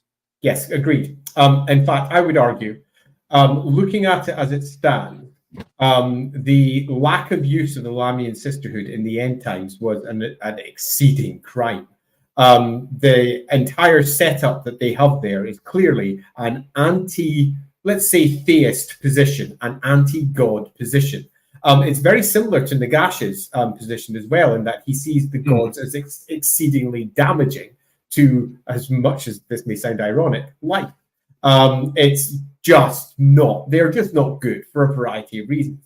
And the gods were clearly part of the Old One plan. It's clearly part of the plan that they put into place. They created the whole concept of gods. The elves and gods go hand in hand with each other, and the elves are the children in many respects of the Old Ones put in place. Even the great temple cities of the Lizardmen are, quote, temple cities for a particular reason. And the great awakening of the Lizardmen was the arrival of Sotek. the arrival of an actual god from their species, which was arguably not necessarily a good thing for them, depending upon how you look at it. So we've got ourselves a clear theist position being put in place by the old ones, and an anti-theist position being put in place by what is ultimately vampires and Cathay. And what is it that the old ones want to happen to the world? Well, we know, we have it pretty much written in black and white. They want the world to end.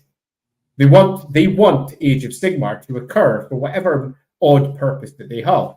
And the vampires stand as a clear opposition to this. They stand as arguably one of the greatest anti-chaos threats that the world has. So if you're looking to boom up the world, I would argue that, much like Sotek was suggesting here, that the Lahmians are not just infiltrating all societies to effectively destabilize and stop certain things coming to pass, but they have a purpose. And one purpose you could easily write would be they are attempting to stop the end of the world, which also runs rather neatly into Wisorin, the greatest magic user, being her bestest bud back in the day, who would almost certainly see the end times coming if he was that good with magic. It's an almost inevitability. He very much did, yeah. Yeah, exactly. It's which means she knows it. She knows it. She knows that the end times are coming in one fashion or another. She understands chaos is coming, the dangers of the gods. In many respects, vampires are the answer to the dangers of the gods because they're so extraordinarily powerful and entirely mortal. By that, I mean stuck in the mortal realms. They have no reflection in the aether. They're almost incorruptible. And that is just astonishing to come up with as a potential theory for what the Lahmians actually are. Yeah, and the thing is that the Lahmian Sisterhood, I cannot express to y'all how nightmarishly strong they are as an organization. Where, just to rattle off a couple of quick things for you, they are fully, completely, utterly, single-handedly responsible for the fall of Stragos, which was one of the greatest empires of its time, being an empire that actually managed to successfully take over a massive portion of the Badlands and was kind of the inheritor of the Nehekaran kingdoms and what came after. And they were doing great. They were very powerful. But the Lahmians, we talked about, were working their way through the old world and all the human tribes. They convinced and manipulated the human tribes to go against Stragos. Whispered into them, oh, look, they're ruled by vampires. They treat humans like animals. They're going to make herds out of you all. And all these barbarians all of a sudden start coming down from the north and attacking and attacking and attacking. But the thing that's really scary about the Lahmians is that alone would be like, okay, that's Neferata being nasty. It wasn't the real plan. It was just a distraction. Because while Ushoran and all of his big bads went north to deal with this barbarian horde, Neferata manipulates the greenskins. Okay, so to put it in perspective how big of a world change she's about to do, the Lahmian Sisterhood convinces, through manipulation and various tactics, convinces the greenskins of the Darklands to rally together into a Wa, storm across the World's Edge Mountains into the Badlands where they got kicked out of because of the Nehekaran Empire and Nagash and all those shenanigans. And they successfully, completely, and utterly obliterate Stragos. And that the Greenskins take back the Badlands. Yep. And will never be kicked out of them ever again. I would imagine until it's expedient for them to be so. Until it's Sisterhood. But now they act as a really good barrier between the Lahmian Sisterhood and, say, for example, Nehekara. Yeah, and that's one of the notable things is that, like, the Lahmians are more keenly aware of the threat of the Tomb Kings than literally anybody else, because of especially one particular Tomb Queen, I should say, who Neferata keeps a very close eye on. The Sisterhood does. There's actually Kalita, for all you may think that she just sits in her pyramid, actually leaves quite frequently. She's quite good at tracking down and killing Lahmians. She's a little scarily good at it. But you have this whole aspect of the whole course of the world, that portion of the world, was completely altered by Lahmians just pulling at a couple of really careful strings. There are also very strong indications noted that the Lahmians may very well have been the key force, or at least a notable force, responsible for the fall of Musion and everything that ends up going down with everybody's favorite bastard Duke there. Not the just so you're not confused, not the Red Duke, the Duke that leads the Fall of Musion. Red Duke's completely different. But they're also right after. If you go check out our episode on Mordheim and everything we talked about Mordheim, one of the first things that was sighted after the warp that meteor hit the city was a very particular Lahmian walking around the ruins of the city. Like and granted, a lot of these, I don't want to indicate that like, oh, they caused it. A lot of the times it's that they respond to it first. They might have caused it, or they may have seen it coming and were trying to avert it, or were preparing to take advantage of when it goes off. I think it's far more likely they were looking to see if they could stop the next Everchosen. The Everchosen story is entirely wrapped up with and directly related to Mordheim and everything that happens there. The whole point of that setup is effectively to create the Everchosen. Good old Dark Master like, himself is there. You wonder if the Lahmians were the first on ground zero for Mordheim. Who was it that spread news to all the different provinces about the Weird Stone and was like, oh, you should be sending expeditions. You should be sending people down there and killing all the chaos stuff to make sure it doesn't. You should make sure we surround it so nothing gets out. Yeah. It's like literally, you can pretty much name any major event in Warhammer Fantasy history, and the Lahmian's fingerprint, I guarantee, is on it somewhere. Yeah. And I think this is something that we need to get quite clear in our heads. The Lahmian Sisterhood is an exceedingly effective tool that has been deployed by Neferata across the Warhammer world. Its fingerprints, though, are slight, largely because either A, they are manipulating from so far behind the scenes that they can't even be seen because they're looking at the scenes through a telescope from 5 miles away. They're really quite distant away from where the actual acts themselves are happening because they are very subtle creatures. And also because vampires, by their very nature, are somewhat destructive.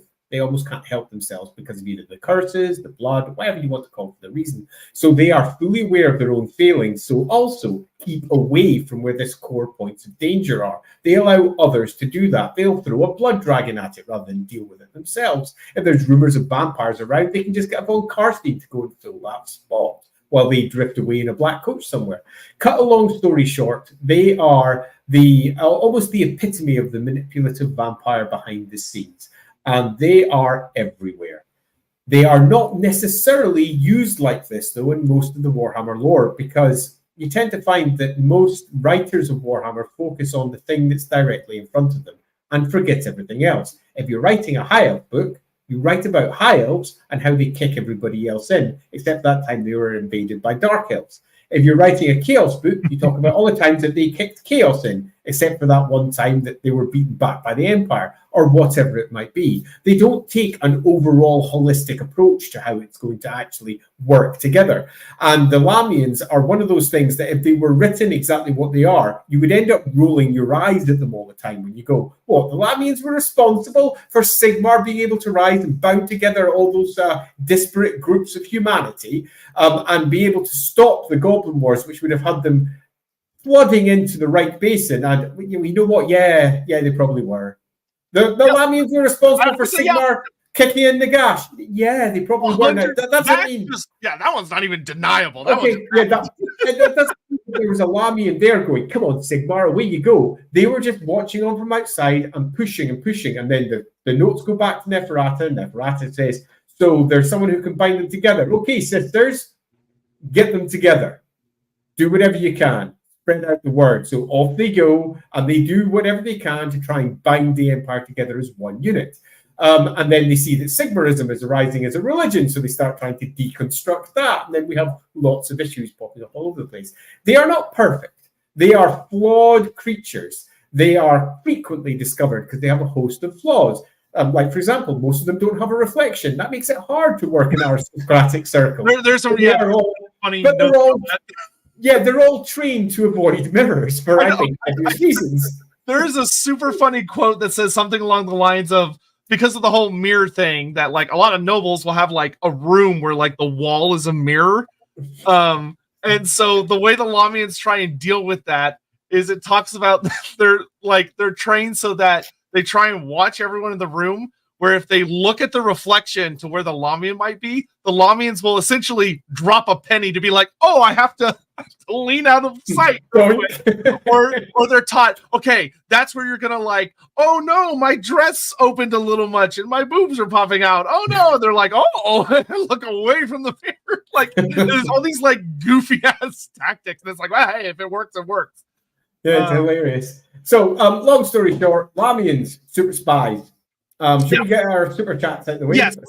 Super? And then I think we should talk about a particular case where one of the Lahmians very much misbehaved and why the Sisterhood is so important.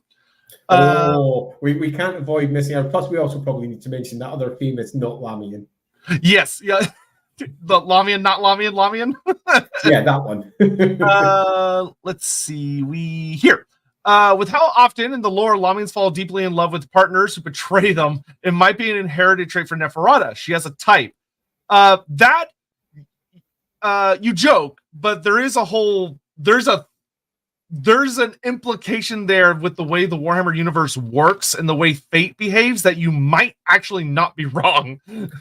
I think, Jonathan, actually, yes. One of the flaws you could argue of the vampiric elixir that then passed on vampirism down is that you pick up traits from those who made you. And in this particular case, she made mistakes. She made big mistakes. And those big mistakes she seeks to now avoid. But that doesn't mean that it hasn't been passed down through her bloodline. And these things have popped up again and again. I'd also argue, just as one other point, that this whole falling deeply in love thing really does stand contrary to the supposed curses that the vampires as a whole have been bound under, where all of their emotions that are, let's just put it bluntly, useful for killing things have been stripped out. Love is the exact opposite of that in a variety of ways. Yeah. Many supposed Nagash curses are bullshit. Yeah, I would say that particular curse, either Nagash goofed it. No, I will say there is something to say. It would be funny if that Nagash, being who he is, just has such a fundamentally poor misunderstanding of people and their emotions that he thought he cursed it out of them, but he just didn't. Yeah, I think there's a side to that. Yeah, because there, if you check out our Nagash stream, Nagash is coded in a really fun and interesting way. He just does not get people. He just doesn't. Ricky Chapman, a Black Library book, says there are acts of torture inflicted on vampires that make them shudder in the Silver Pinnacle for the Book of Grudges annual update. What else have the vampires done to the Hold? The Silver Pinnacle is actually vaguely outlined in a couple places.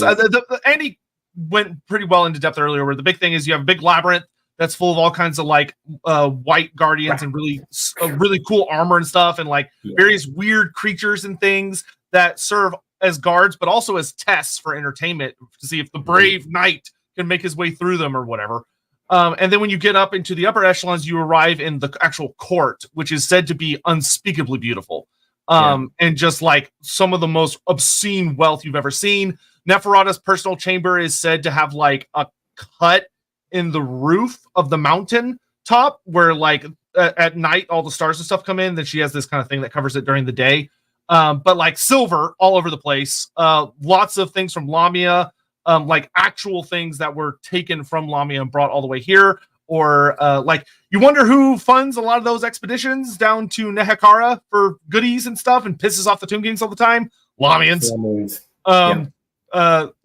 There's a whole thing about like, oh, there was Lamians running around in Araby leading up to everything with the Crusades, and there were Lamians running around in Astalia and Talea leading up to the Crusades. And the Crusades, like, yeah, sure, they dealt with Jafar, who was a problem, but the Crusades also then went off script once Jafar was dealt with and started raiding a lot of Nehekara and stealing treasures and bringing them back to the old world. And you want to know where a lot of those treasures ended up?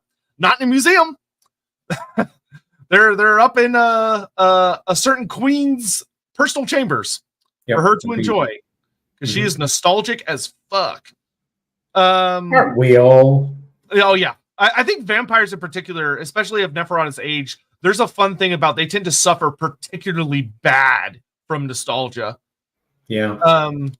Nightbringer, it would be interesting to see if Neferata was able to learn any secrets from the dragons before the fall that was used to help negate Nagash's curse. Then you could explore some interesting ideas of, like, I would say there'd be interesting interactions. I don't think the dragons would honestly have much to offer about like dealing with necromancy.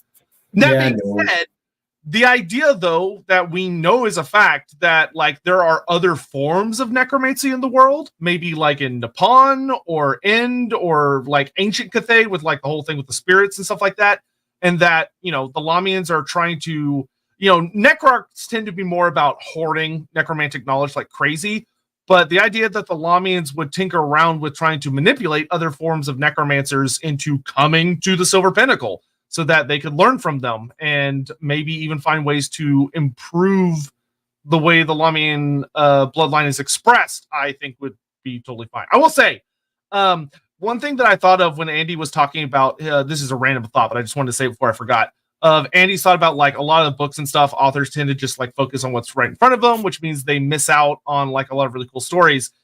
If Black Library were to write a book that I would super fucking love, especially based on books that they've written recently, they had their like the Something in the Divine, which is the Necron book, where it's these two Necrons fighting essentially and just fucking with each other over millennia. If someone wanted to do something really, really fun in a similar theme, I think the best way you could express the Lahmians that would make for a really entertaining and interesting story would be a Tzeentchian cult with a demon or a particularly powerful Tzeentchian character having, the Infinite and the Divine, yes, having a manipulation war against a Lahmian that takes place over many thousands of years, where like they're both a force in Altdorf, or they're both a force in Mindenheim or Marienburg, or wherever you have, because that would be the best way to see the expressions of how Lahmians and Tzeentch in a lot of ways work. That would be the perfect way to explore those two factions that we haven't gotten to really see yet. Agreed. That would be awesome. Yeah, because that would be super duper fun. So, what bloodline would Adolphus Krieger belong to in a modern understanding? So, Adolphus Krieger, who is the vampire from Vampire Slayer, is and Countess Gabrielle and Ulrika. This is actually directly addressed in the first Ulrika book. The author just flat out like figures it out. Is that he basically delves very heavily into a concept where vampires traditionally, when we think about them from the tabletop game, you think, oh, it's a Lahmian, period. That really isn't how they work a lot of the time. There are a lot of mutts among the vampiric bloodlines where people will get turned by a bloodline, like their parent, their father or mother in darkness was like, let's say, a pure blood Lahmian. But then they go on to meet a von Karstein, and you can receive the blood kiss even if you're already a vampire. And what it can cause is for your power to grow or to alter in some ways, and you will take on traits from them, but it kind of muddies your particular bloodline so that when you have a descendant, they're kind of technically both a von Karstein and a Lahmian, for instance. Ulrika and Adolphus Krieger are both considered to be Lahmian and von Karstein because Countess Gabriella has taken the blood kiss from both Lahmians and von Karsteins. There's actually a brilliant piece of lore about Manfred that I fucking love that talks about how Manfred has intentionally fed on the blood and received the blood kiss from every single bloodline. And has infused himself with the mightiest and closest to pure vampires of every bloodline to make himself into essentially an uber vampire. And to be frank, he fucking... But still no Neferata. Yeah, still no Neferata. He wasn't able to get Neferata, which is actually a sticking point for him. But he was able to get pretty close. And likely that had to do with his relations at the Silver Pinnacle and part of the dealings he had with the Lahmians, where honestly, a lot of that had to do with him being like, hey, don't fucking kill me while I'm in Sylvania, please. Because he knows they're a threat. Yep. But yeah, so Krieger, you could argue, I believe because he's down from Gabriella, he's technically more considered a Lahmian than anything else. Yeah. But he has a lot of von Karstein in him.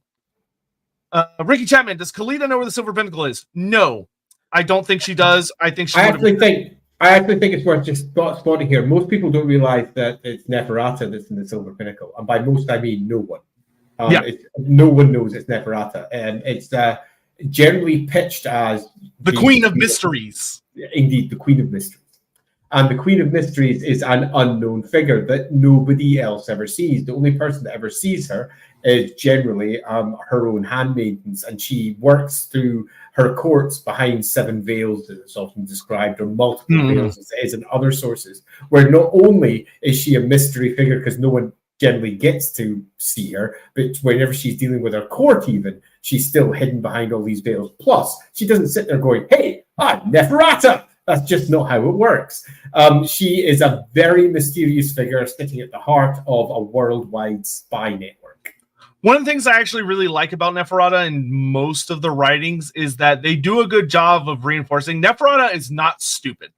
Neferata is very secretive, and she greatly values her privacy to manipulate things. Because frankly, if you're going to be a shadowy manipulator from a distance, you have to make goddamn sure that it can't be traced back to a name or a figure, because then that exposes weaknesses. It exposes people being able to team up against you and all sorts of other shenanigans that she don't want to deal with. Like, there's a reason she's been doing this for like 4,000 years. And no one's even gotten fucking close to figuring it out. Like, even the dwarves don't even know it's Neferata. They just know her as the Queen of Evil. Exactly. They know it's a vampire. That's as far as they got.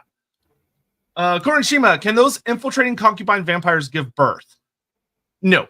Vampires, they're corpses. Animated by magic. In the same way that you don't get humans, you don't get vampires that aren't human, vampires can't give birth. But it's a world of magic where everything's crazy and weird, and there's everything from half vampires to weird stuff and crazy, awesome stuff everywhere in Warhammer. That being the case, there's no reason that a story couldn't be told.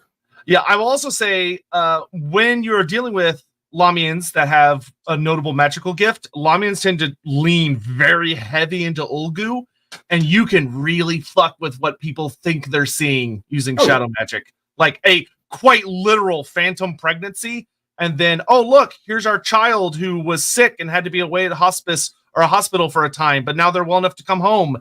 Oh, it's a Lahmian. It's a Lahmian child. There's going to be kids all over the place that believe that such and such is their mother, but just are not. Yep. Let's see. Charles CK, if there's a distinction between the bloodline and the Sisterhood, are the rogue Lahmians going around doing their own things to escape purchase? Yes, we're going to talk about them in just a second. Definitely. They're our next big subject. Because they reinforce why the Sisterhood acts the way it does. Yep, they do. Sean Saltz, are there any Skaven clans in the Silver Pinnacle? In it? Probably not. Beneath it? Yeah, probably. Yeah, probably. The Skaven kind of undermined everything, but unlike the vast majority of the enemies that the Skaven face, the vampires are in no way afraid of the dark, dingy tunnels down below. In fact, I would argue it is in the Silver Pinnacle's best interest to have some Skaven close by to train on. Yeah, and you better bet your butt there are Lahmians that specialize in dealing with Skaven, as in like manipulating them, bribing them, to keep an eye on what's going on. Because Skaven are, they're a problem if they get a little too organized. Cole Patterson, just imagining members of every race being mind controlled to act normal to help train new sisters. Damn, I want to run a game in the Silver Pinnacle now. Yeah, it'd be super fun, Cole. It'd be super fun. Yeah, you could do a really fun campaign with that. Also, Zinchian's trying to break into it. Yeah. Zinchi, I genuinely believe it's not a matchup I think a lot of people tend to think about, but I think Zinch versus Lahmian is like one of the ultimate, like, it's a good one. Showdowns. Yeah, I agree completely. Not just a good one, it's an amazing one, and it will often have your players, if you're playing a game of, say, Warhammer Fantasy Roleplay, on the side of Zinch. And that is just beautiful. Because they're like, well, we have to take the vampires down. And then you realize that your best mate over there is, in fact, a Zinch cultist. Oh, just beautiful. Yep. Phil, we already talked about it earlier. Charles C.K., do Warhammer vampires have sire control spawn trope? To a degree, you tend to find those at the very top are very powerful and often manipulate, use, and can directly control their bloodline. But you tend to find that it breaks up and it's not consistent. And it would be best to say instead that individual vampires have got individual powers. And some of those vampires can directly control their bloodlines. Others simply cannot. Yeah, there is an interesting note that there have been some vampires who had a sire that was able to wield that kind of power over them, and that's why they ended up muddying their bloodline on purpose with like a von Karstein or a Ghoul King or whatever to muddy up their blood so that it would no longer be the case, which is a fascinating way to deal with that particular threat. That's expanded on. I think that's actually explicitly why I believe Countess Gabriella brings it up in her little story, is because of her parent, so to speak. Watchdog, cross his fingers. Come on, show me some halfling / Lahmian interactions for 200. That's going to be an odd porno. Yeah, there you could have some genuinely. I mean, halflings in any situation have the. Yeah, they'd be up for it. Yeah, oh yeah, they would. Yeah, they'd be right in there. Those halflings. Yeah. You gotta love how James Workshop made Khalid and Neferata sisters in the old world, presumably to avoid the implication of them being lovers. Clearly, they didn't look into ancient Egypt at all that much. It's so weird because it's like they were cousins, even though it's very explicit that they were, more than cousins, but they're cousins. Yeah. And now it's like, okay, now they're sisters, which is like, okay, I feel it's like either worse or what? Yeah, I feel like that just makes it worse, and also introduces way more confusion of like Lamia and Libris, or like they're close, but they're not that close. So them being sisters is weird. That was a very bizarre change. Don't like that one. Wolf, sideline, but is it possible that Koresh is another kingdom of End? Just how CA could implement the game. Also hoping for Bloodlines DLC. I would say no, because Koresh is like the name of the continent, and End is kind of the name, or not continent, but country. And End is the same thing. They're not. That would be like saying, like, is it possible Bretonia is just a province of the Empire? Yeah, you know what I'm saying? They are most definitely separate things, and I would much prefer not to make the world smaller, given that the Warhammer world is already extremely huge, but has an extremely small number of actual civilizations compared to the real world and the extreme complexity that you get, say, for example, in Europe, in comparison to the extreme simplicity that you get in the old world. Yeah. Mandata's column. It sounds like most vampires would be easy allies to Cathay, if not for their innate subversive and selfish natures. Also, hope you're doing well, Andy. Yeah, there's actually, well, so vampires suck. Yeah, vampires, they, like, don't get us wrong, through our various vampire strings. Vampires really fucking suck. There are problems to have around for lots of reasons. It's like, depending on the bloodline, just kind of changes the flavor of why they suck, but they suck.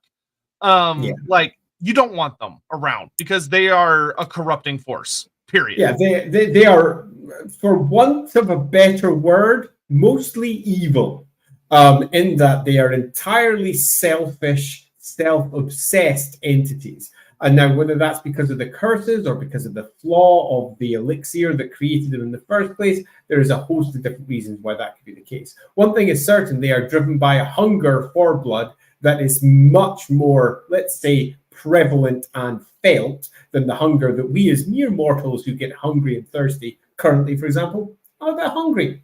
But I'm not turning into a ravening monster because of this. And they do. They have hungers that they have to keep in check. And if they don't, they lose it. Properly lose it. Their red rage or whatever else you want to call it.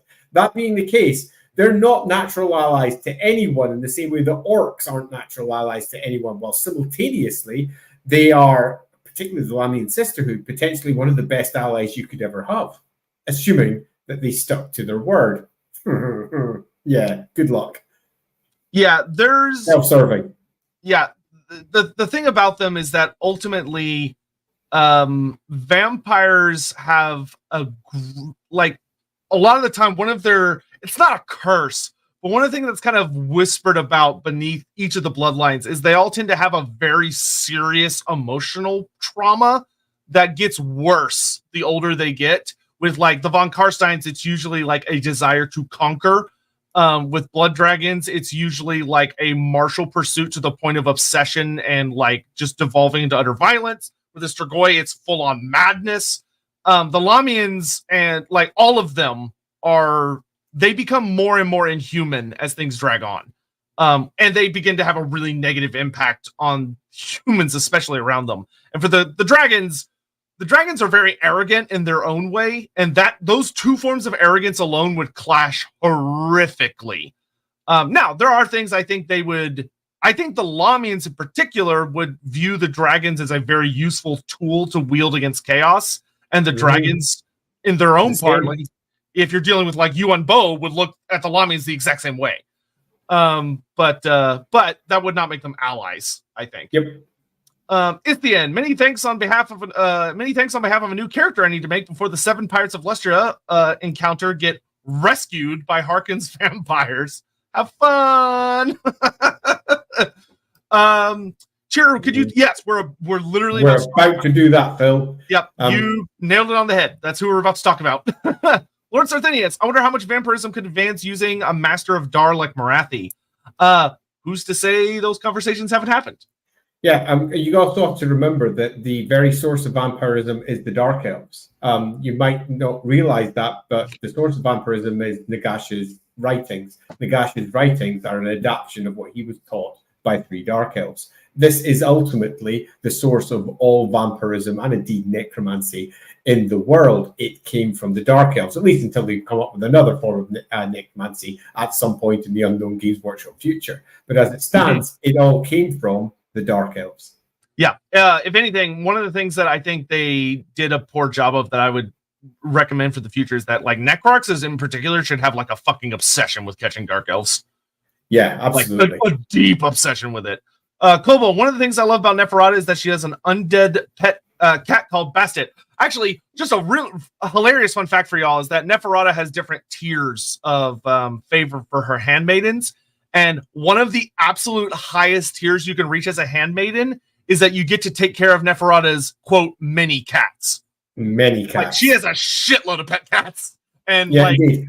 And I always found that fact curiously contradictory to the Mandriv and Karstein statements concerning Neferata, where Neferata was pretty much pitched as a Nagash wannabe and a great worshipper of Nagash as a god, where it's quite clear that she is obsessed with one god in particular. She positioned herself in several places as effectively a priestess queen, a priest queen rather than a priest king. And it was clear that she was positioning herself along the goddess of cats angle. And that is completely ignored and eradicated by many of the other versions, but they're all in-game versions. So it's quite interesting to compare the character she has with how she is described by others.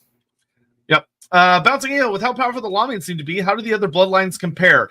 They are extremely powerful as well, but just in very different ways. Yeah, and if it comes to Lahmian versus anyone else wins when it comes to a 2-on-2 fight. Now, obviously, an old Lahmian's going to beat up a young blood dragon or whatever, because that's just how it is. Age makes a big difference for vampires, as does experience, just like any other entity. Having said that, though, they are one of the weakest vampires. Well, simultaneously... If there's a trope in Warhammer that is that you'll see a lot and you'll be like, all right, here it comes, is that if you're reading a book that has a Lahmian character and there is any other kind of undead in the book, like a Tomb King or another vampire, the Lahmian will get their ass absolutely handed to them by that other undead. It's a bit of a shame, actually, because in some respects it devalues what the Lahmians offer as they attempt to reinforce said trope. It's that. But yes, ultimately, the Lahmians use their strengths very well and they cover their weaknesses very well, which makes them, because they're a united group, much, much more powerful in certain arenas than other vampires. The Karsteins, when they band together, though, they're going to kick your ass on the battlefield every single time.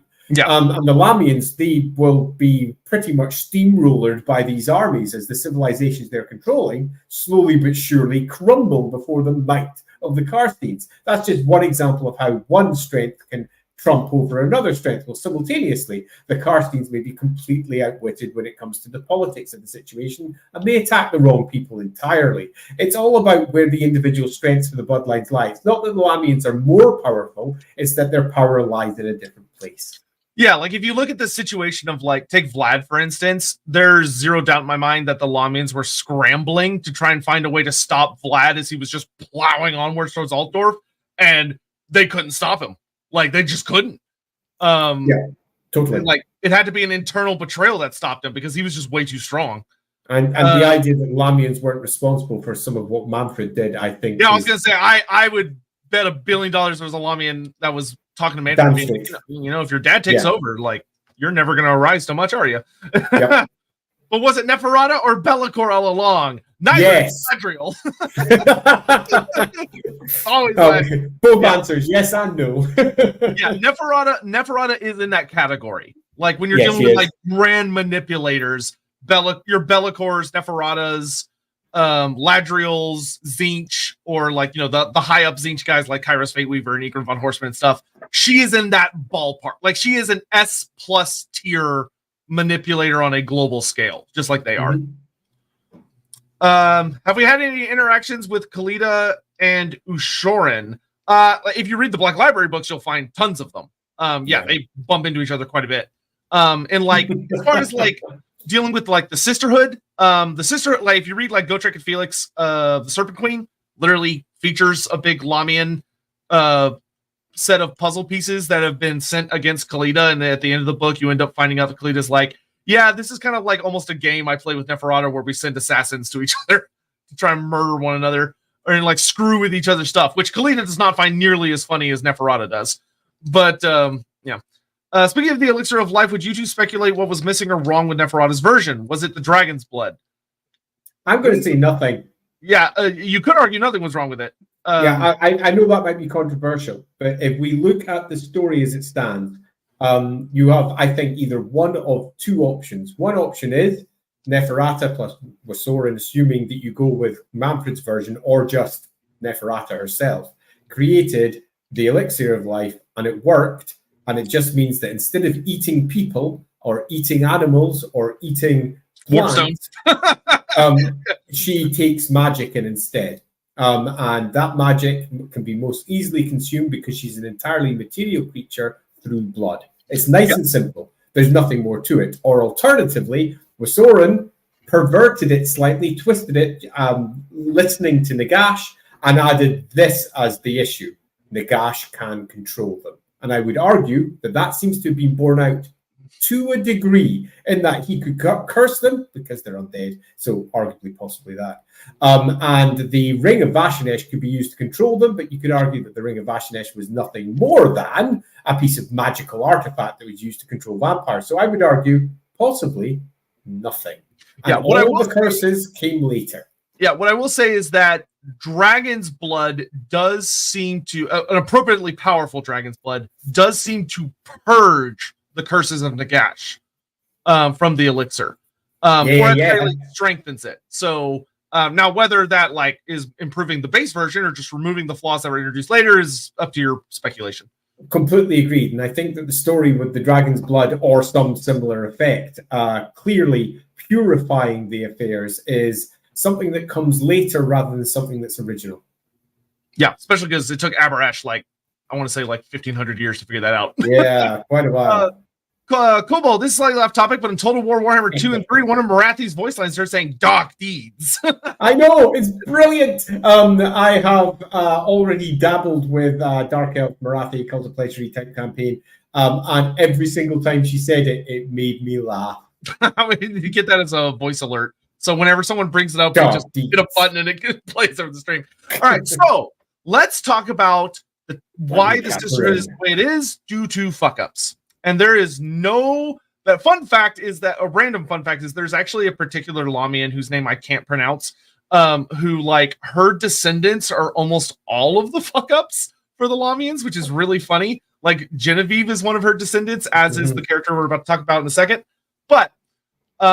Bloody Tsarina Katerin with 2 T's, not the Ice Queen.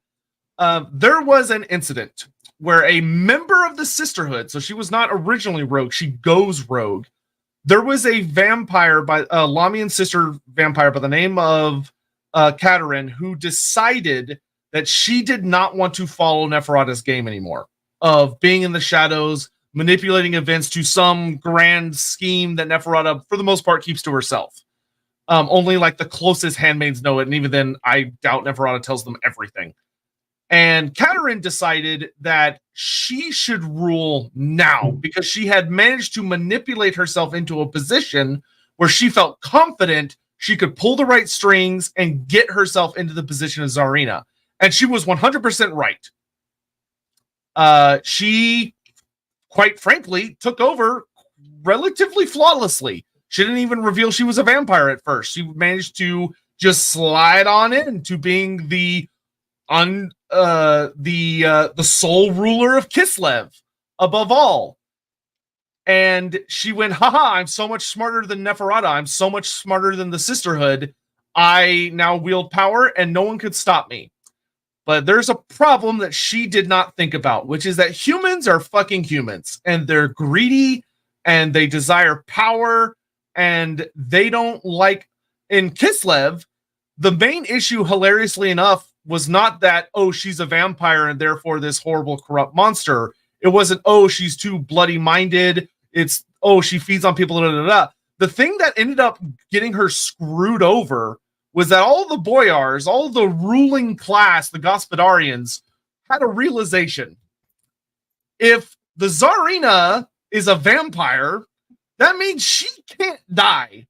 So she will be Tsarina forever, which means they will never be able to manipulate themselves or their children onto the throne.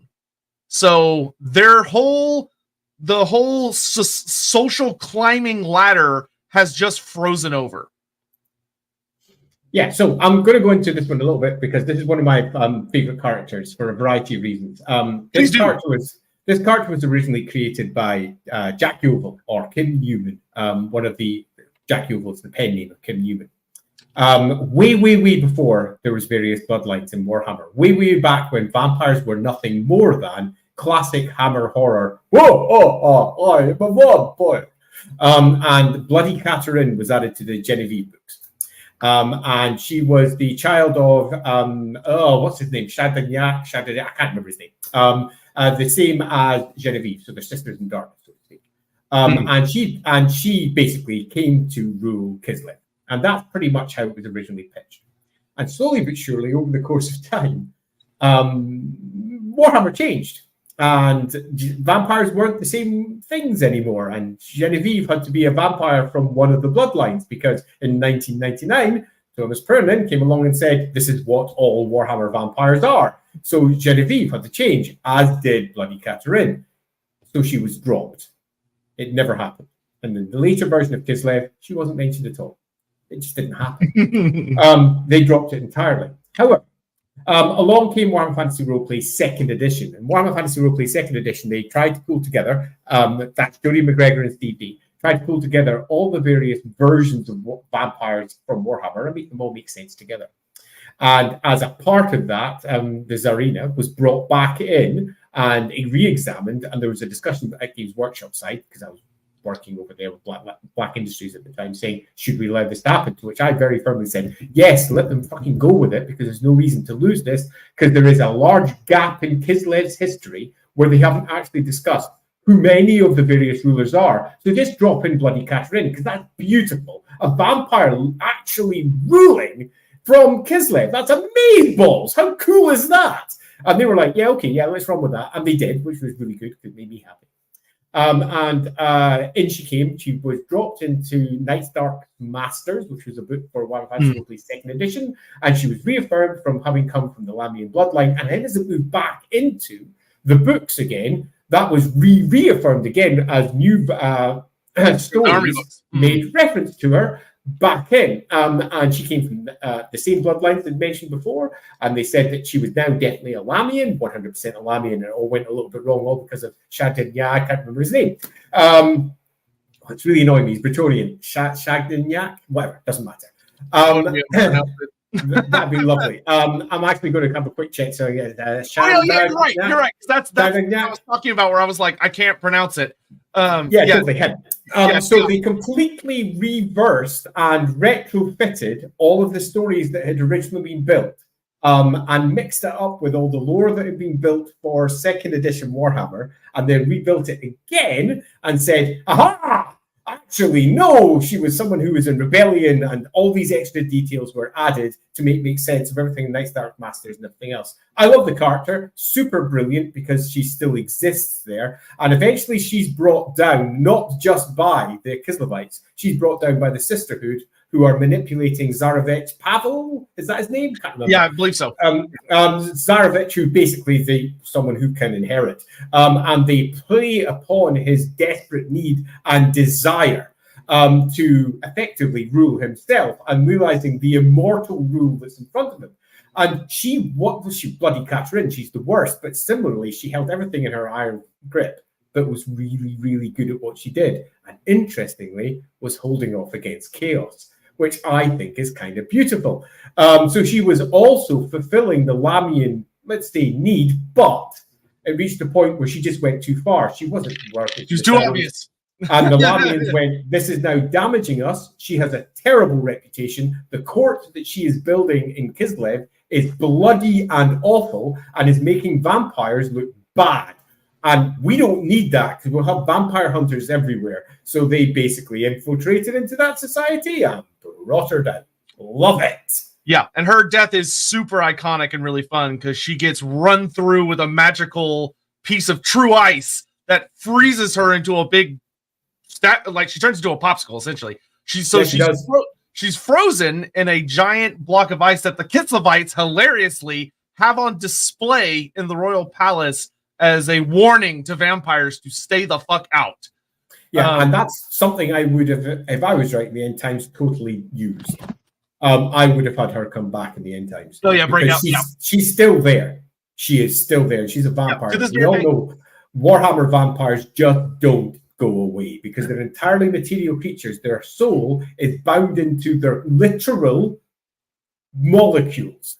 They have no external soul. You kill a vampire, it's still not dead. You burn it up, it's still not dead. Its molecules are out there. You do the right ritual, it's back together. All of her stuff is right there. I was going to say, honestly, I wouldn't be shocked for the sake of like making her character particularly interesting and kind of horrific if she's just been conscious, just frozen, unable to do anything for a long ass time. Yeah, and I would have been half tempted to even have the Zarina take her out. We got problems. we have the world is coming to an end, and we need world-ending people. And you are one of those individuals. Instead, they in Warhammer 3 did it with Radiboka instead. Yeah. Similar principle though. Similar principle, totally is. Yeah, so that's her, but she's a good example. Like Andy said, the thing about her is she was too obvious, and she would lead to a literal, because like Kislev went from a nation that didn't really mind or care about vampires to a nation, suddenly you have a generation of individuals that despise them, that hate them, because Katerin, she's called Bloody Katerin for good reason. She was very cool. And so you have like a whole generation now of Kislevites who are extremely anti-vampire, are now looking for the signs of vampires, are learning about them, becoming educated on them, where you have like the various cults stepping up their defenses, and the Lahmians going, well, shit, this is going to make our job harder.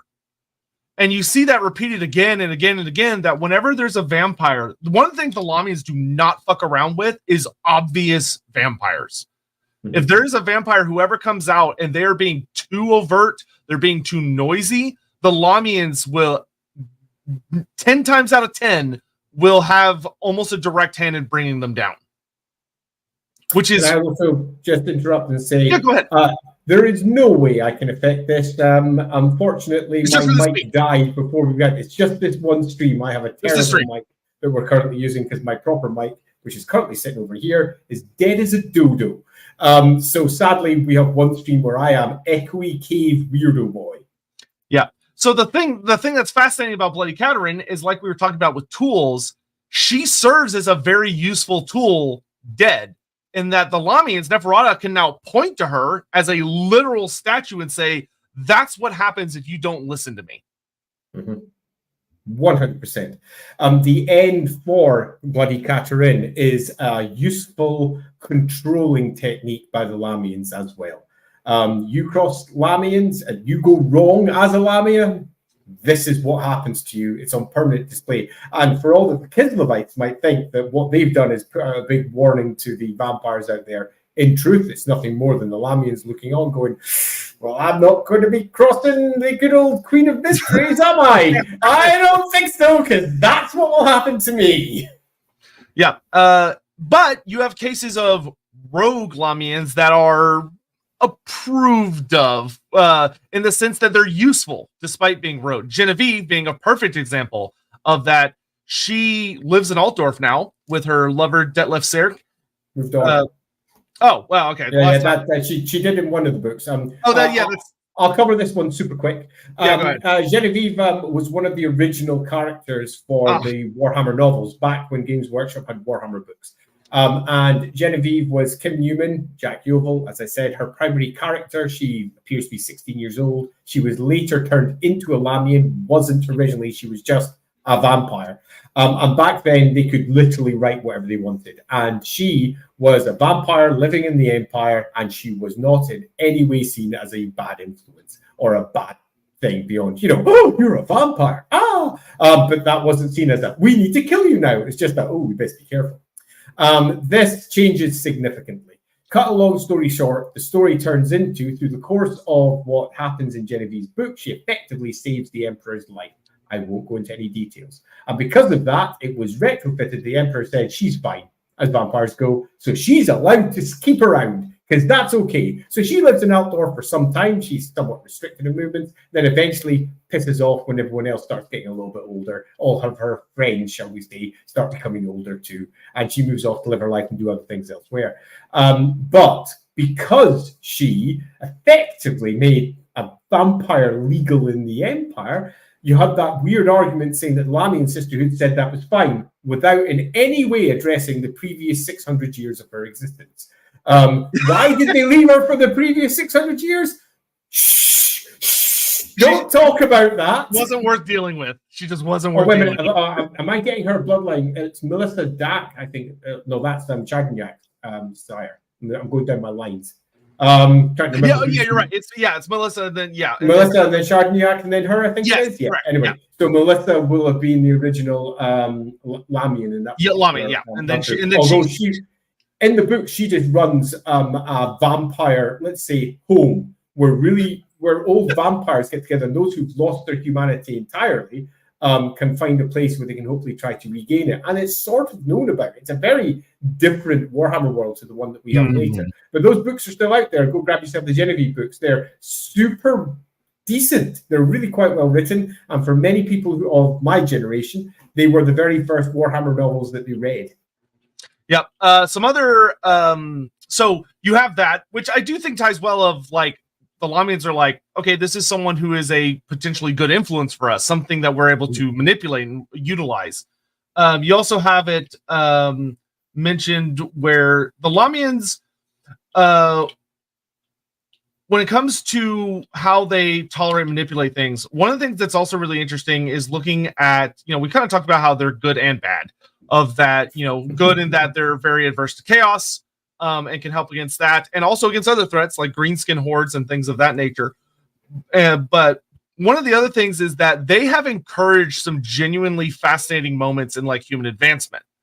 One of a character that you may be familiar with if you've been playing a lot of Total War lately for the new DLC is not technically the Empire, but made something very important for the Empire, is good old Demaragliano, everybody's favorite genius.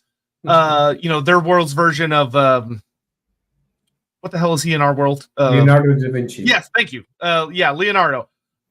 He had a Lahmian benefactor who supported his genius and paid him lots and lots of money.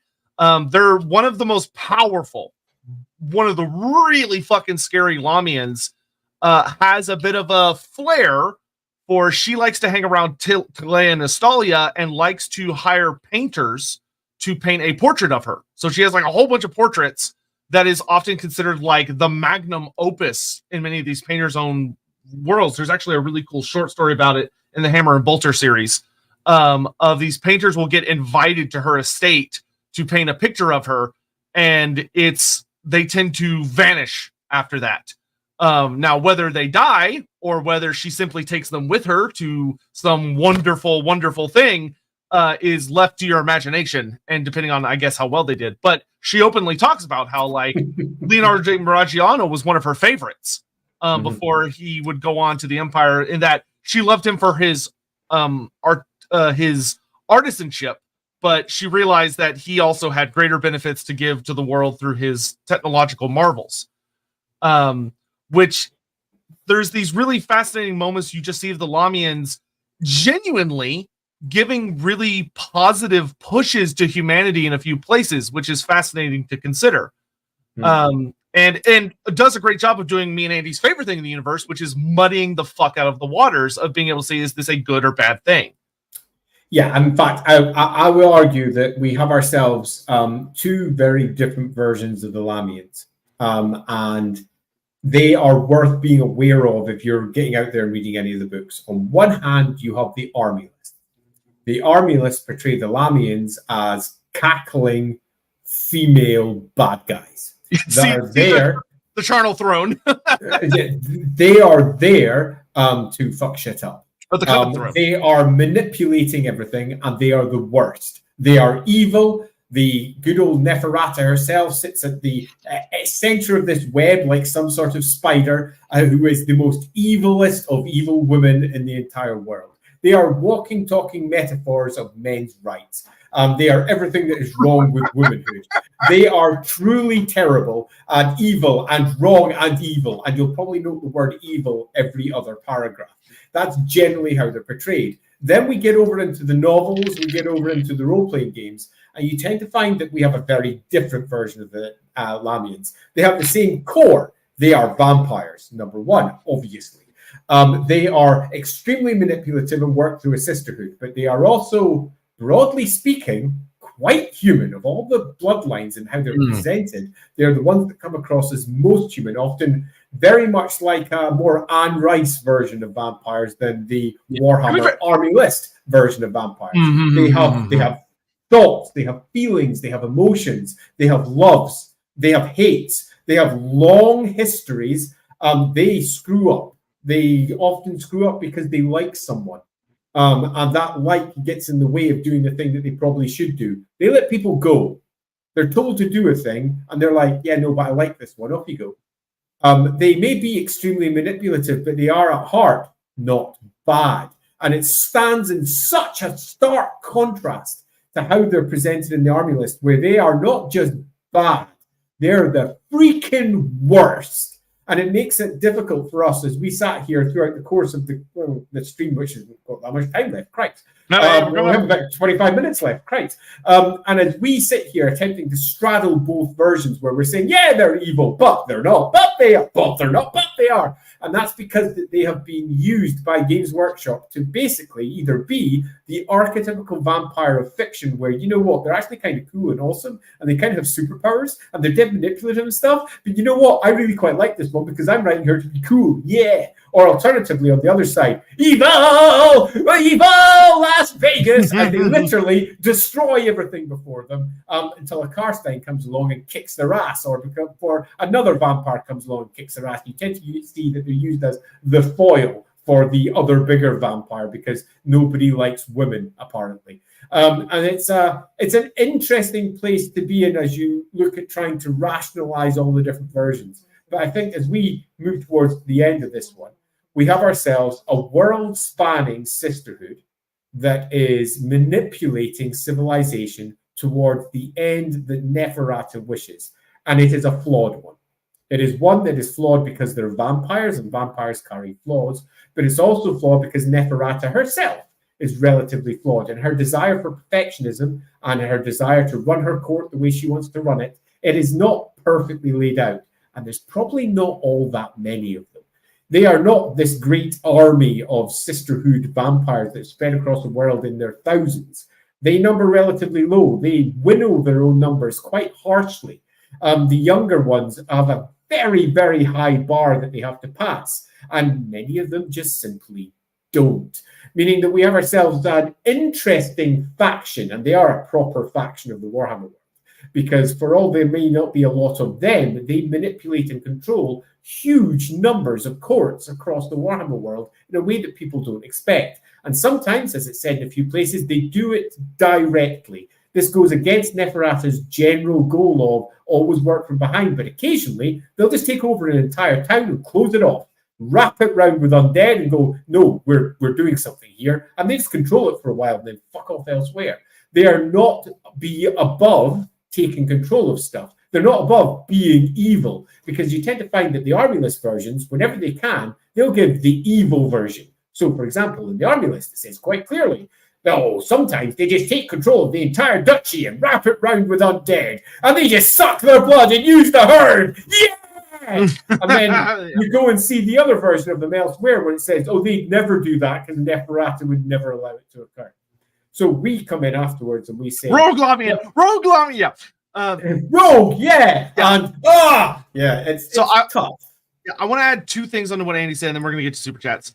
Of that, one of the things I really like of a potential explanation to explore and have fun with when it comes to the like this weird dichotomy of like, oh, some of these Lahmians are like the ultimate supervillains and some of them are like very, very human, is that the Lahmians very uniquely among all the bloodlines live so much among humans, where they are part of human society. They're dealing with humans day in and day out. They're a part of our lives, and it reflects onto them, which a lot of vampires would very much look down on or say, no, that's not possible, or yada, yada, yada. But it's undeniable when you read all the stories that if vampires do build relationships with humans, they retain their humanity. A lot of them just don't, for all sorts of different reasons. Whereas when you're dealing with a lot of your supervillain Lahmians, they're usually like in Neferata's court, which is very, very far away from humanity. Or they're like a particular power that doesn't spend a lot of time among the day-to-day. One of the things I love with Lahmians that you'll see in a couple stories is that Lahmians can often be the defenders, Lahmians who are sometimes doing what they're not supposed to be doing, from Neferata's perspective. They could be the defenders of the lowest of the low in society, often defending your prostitutes and your orphans and people that they view as... and you get this really funny thing where like someone will kind of confront them on it and they're like, oh, they're just useful tools. They're just useful tools. But then they'll find out like some random criminal like killed one of their girls, one of their working girls. And the Lahmians will be fucking furious. And it's not because that was a good tool that got lost. It's because it was personal. It was a friend or it was a child. You often find that the writers use Lahmians as some sort of figure of women's rights. So when women are attacked or something that is considered to be maternal is attacked, they say the Lahmian steps in, and it is an unfortunate case of far too many men writing women, where they are given very maternal views, very human views. And I think that in some respects is to the weakening of the Lahmians as a whole, because they're vampires, they're not women first. And they're women, definitely, but that is not necessarily their core defining trait. For all, they are pretty much all women, and it's very easy to say, well, they're all women, aren't they? No, that's where they are being created from.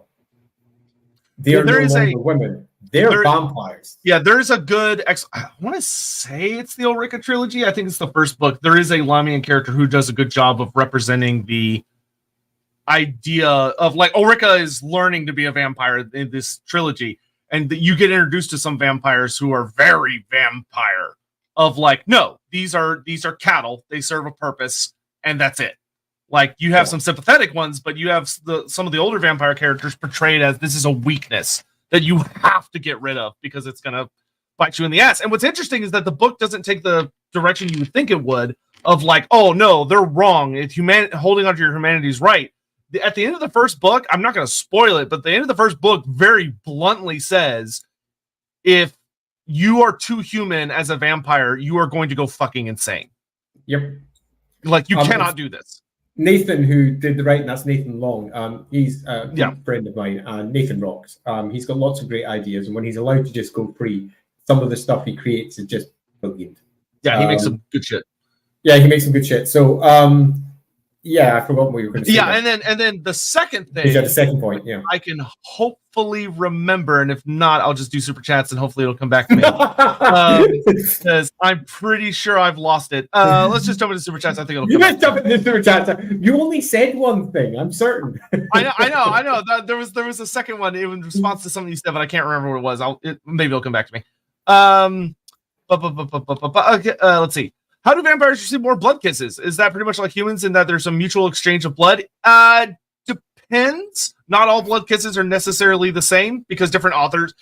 Some authors treat it as fairly mysterious. Some are very blunt in saying that it's quite literally just an exchange of blood. So it depends on the author. But whether, and you can play around with that of, is it, there's one way to do a blood kiss, or are there multiple ways to do blood kisses? And it depends on like the bloodline or the vampire in particular. I think that tends to be more fun and interesting as opposed to it just being, because then it's more of a, how was this passed down to me as an individual, and how do I interpret giving a blood kiss, instead of it just being like some universal system they all figured out, which I think that's definitely the case. Largely because if you take a look at how the bloodlines were clearly mixed up right at the very beginning. They said that not all vampires express the same. And then when we hit Knights, Darks, Masters, they say not only are all the various bloodlines different, but they're different within the bloodlines too. And each vampire manifests uniquely. There is not just no reason not to say that their blood kiss will be passed on differently. There's many reasons to say they are. A Necrarch is going to be doing it completely differently to, for example, a Lahmian. They're the more scientific, magical route where they want it to be more clinical and less, touchy-feely, where the Lahmian is all about sex and body stuff not being something to be scared of, indeed something to be embraced. It will be more like an embrace rather than a scientific evisceration. So yeah, I think it's quite clear that this is complicated. Yeah, and I'd say you could play around with it. I will say traditionally, it's usually something along the lines of like the vampire will, if it's a human, they'll like feed on them to drain a lot of their blood, and then they'll cut themselves and force and like feed that person, and then the person will go through this horrible process. Among vampires, though, it gets weird. I mean, if you want like a technical example that's really fun to think about, Manfred did a really weird thing to create the armor of Tempelhof, where what he did was he basically tricked a bunch of very powerful von Karsteins into a meeting. He murders them all and burns them all, incinerates them into ashes, and uses their ashes to forge himself a suit of armor. So he feeds them into himself and makes himself way stronger and tougher, which is essentially him kind of getting them to give him a blood kiss that never ends, where he makes them a part of him. But he did it through literally incorporating their bodies into a magical suit of armor, which you could say, oh, well, that's not a blood kiss. But I would say it's enough of an interesting similarity that you could say a blood kiss is quite literally just one vampire giving their power to another. So, you could have fun with that. Now, when it's a vampire to a human, I think it's a more standardized process. But, whatever. Adam Russo, I like the idea that dragon's blood is simply so rich in inherent magic that it basically sates the parasitic needs of the vampiric curse. That is definitely one reading. Yep, that is a reading. I wouldn't, Adam, however, say that is the reading that ultimately I'd go with, and I'll explain why. It's because it's the obvious reading. This is pretty much what you would probably expect it to be. That the blood is just so rich in magic that it effectively resolves all the needs that the vampire has, because ultimately vampires feed on magic. For all you might try to say it's blood, isn't it? No, blood's just the easiest vehicle. And as we know, there are bloodlines that can not feed directly from blood, but instead from magic directly. So I would say that is definitely a very easy and almost certainly correct reading, but it's probably not the one I would go with. Yeah, and I would counter that it doesn't make sense if you examine it close, like not even like super close, but just kind of close. Because then you'd go, well, why aren't vampires eating elves left and right? Yep. Like vampires hate, like they just can't eat elves. A lot of them, like it can kill them because it's so magically saturated of a certain kind. It can be dangerous. To me, it suggests there has to be something way more complex going on. Nightbringer, thank you for all the very generous super chats, my dude. Today. Maybe this is a bad idea, but I think having the surviving vampire masters come together in the end times fight together against chaos with all the bickering that would have been hilarious. Agreed. It's not that. It's not a bad idea. It's what should have happened. Is It should have happened. It's not a bad idea in the slightest. That would have been awesome. Yeah, indeed, 100% should have happened. I mean, they sort of did that with Manfred, I suppose.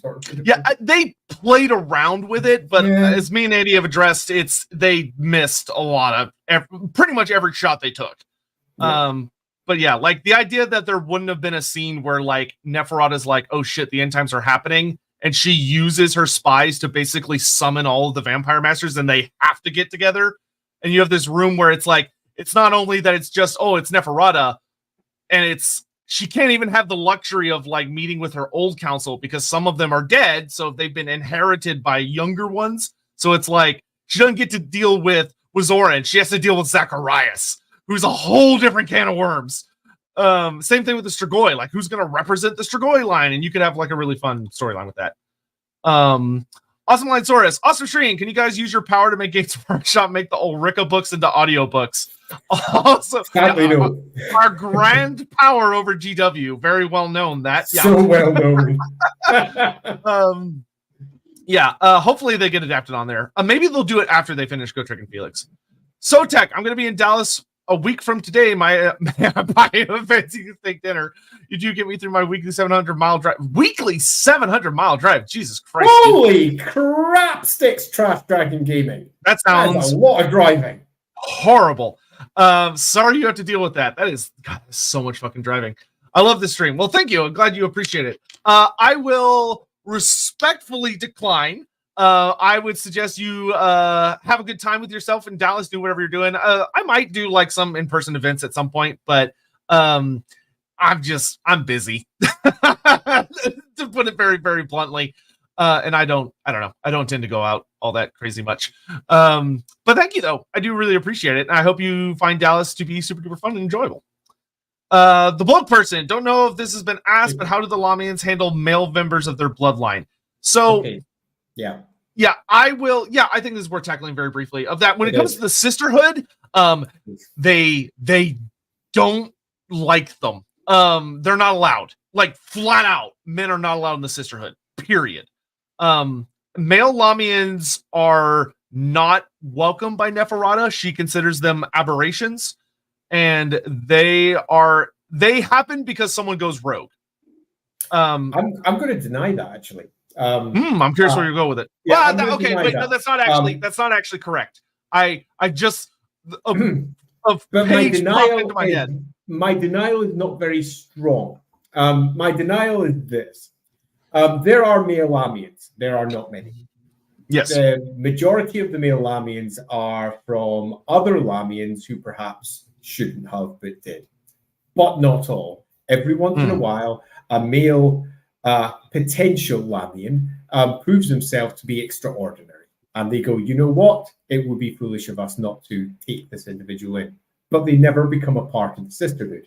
I agree. They're never a part of the official bloodline, so to speak. That doesn't mean that they are not a part of the Sisterhood. Now that might sound a bit odd, but what I mean by that is that they're never welcomed into the inner circle of the Sisterhood back at Silver Pinnacle. They never get to see her. They never get to be part of the in crowd. They are always on the outside.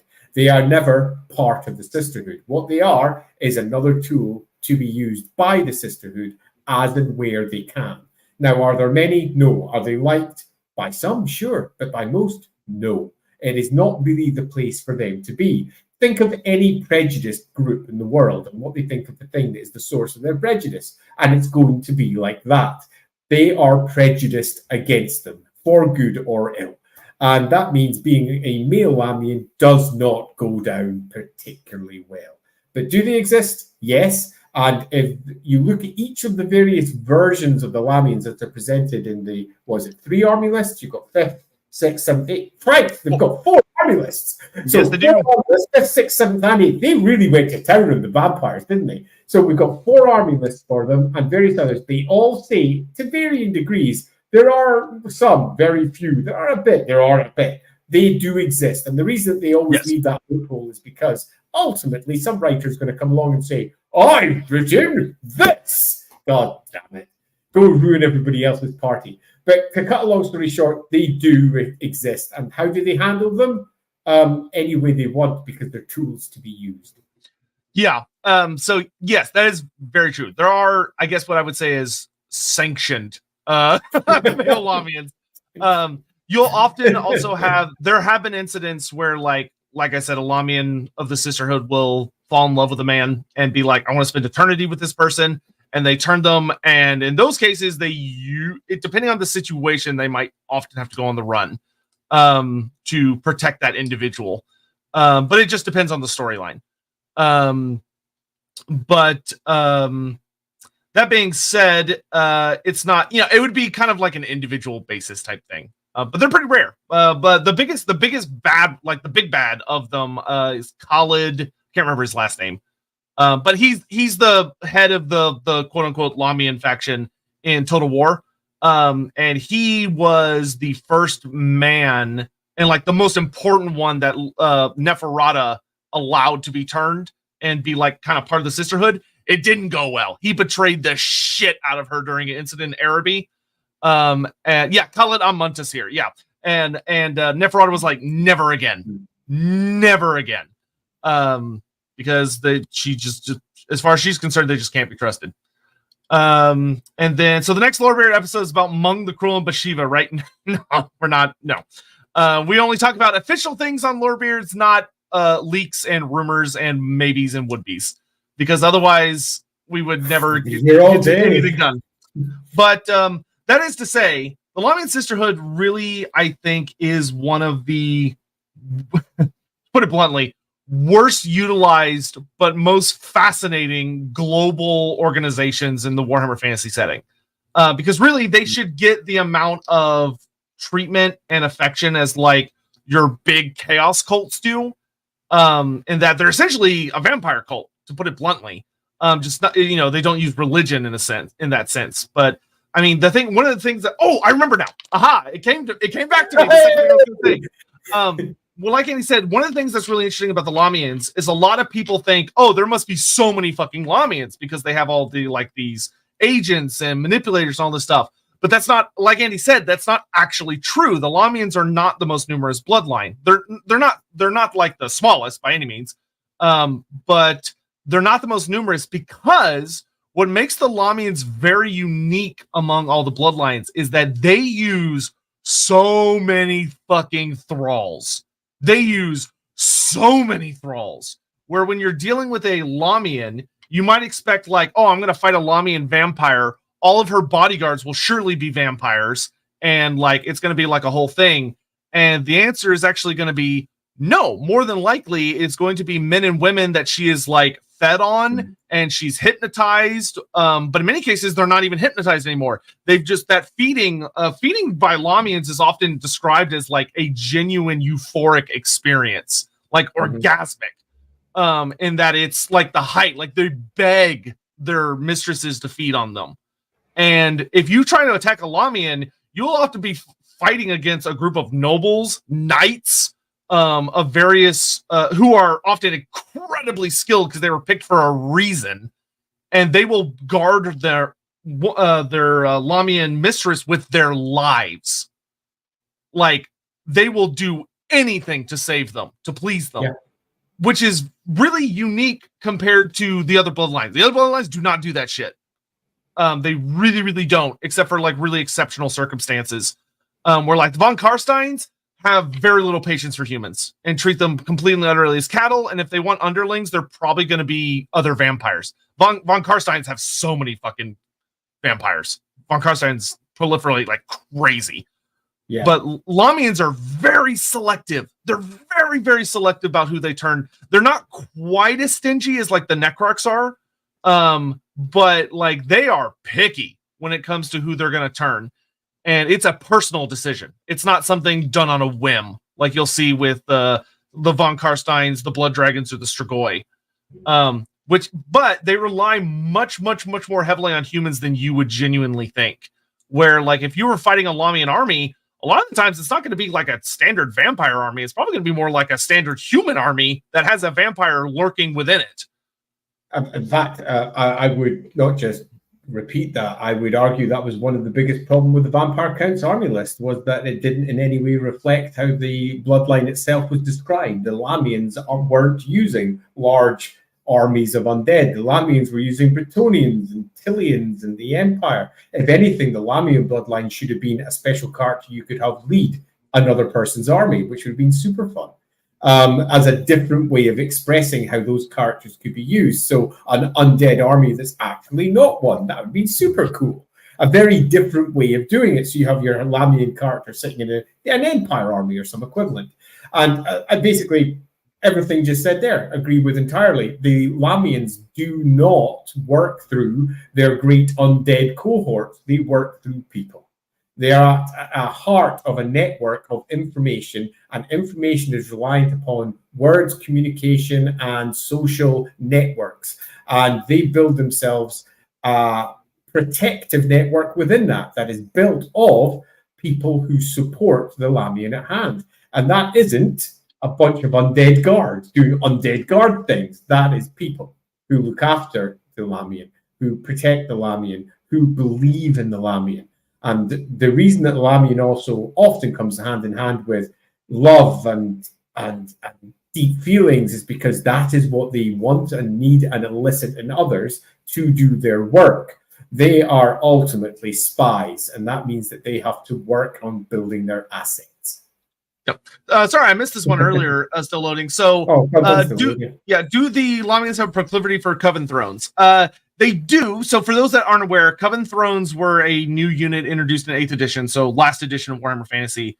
And it was like the other way you could build the Mortis Engine kit, where it's this giant fucking huge throne with like it's got like it's basically like a full living room that has been mobilized by spirits carrying it into battle. It's a fascinating piece, and it was in the text for it. It's literally described as this is a Lahmian mount. If you want to have a Lahmian vampire, slap him on this.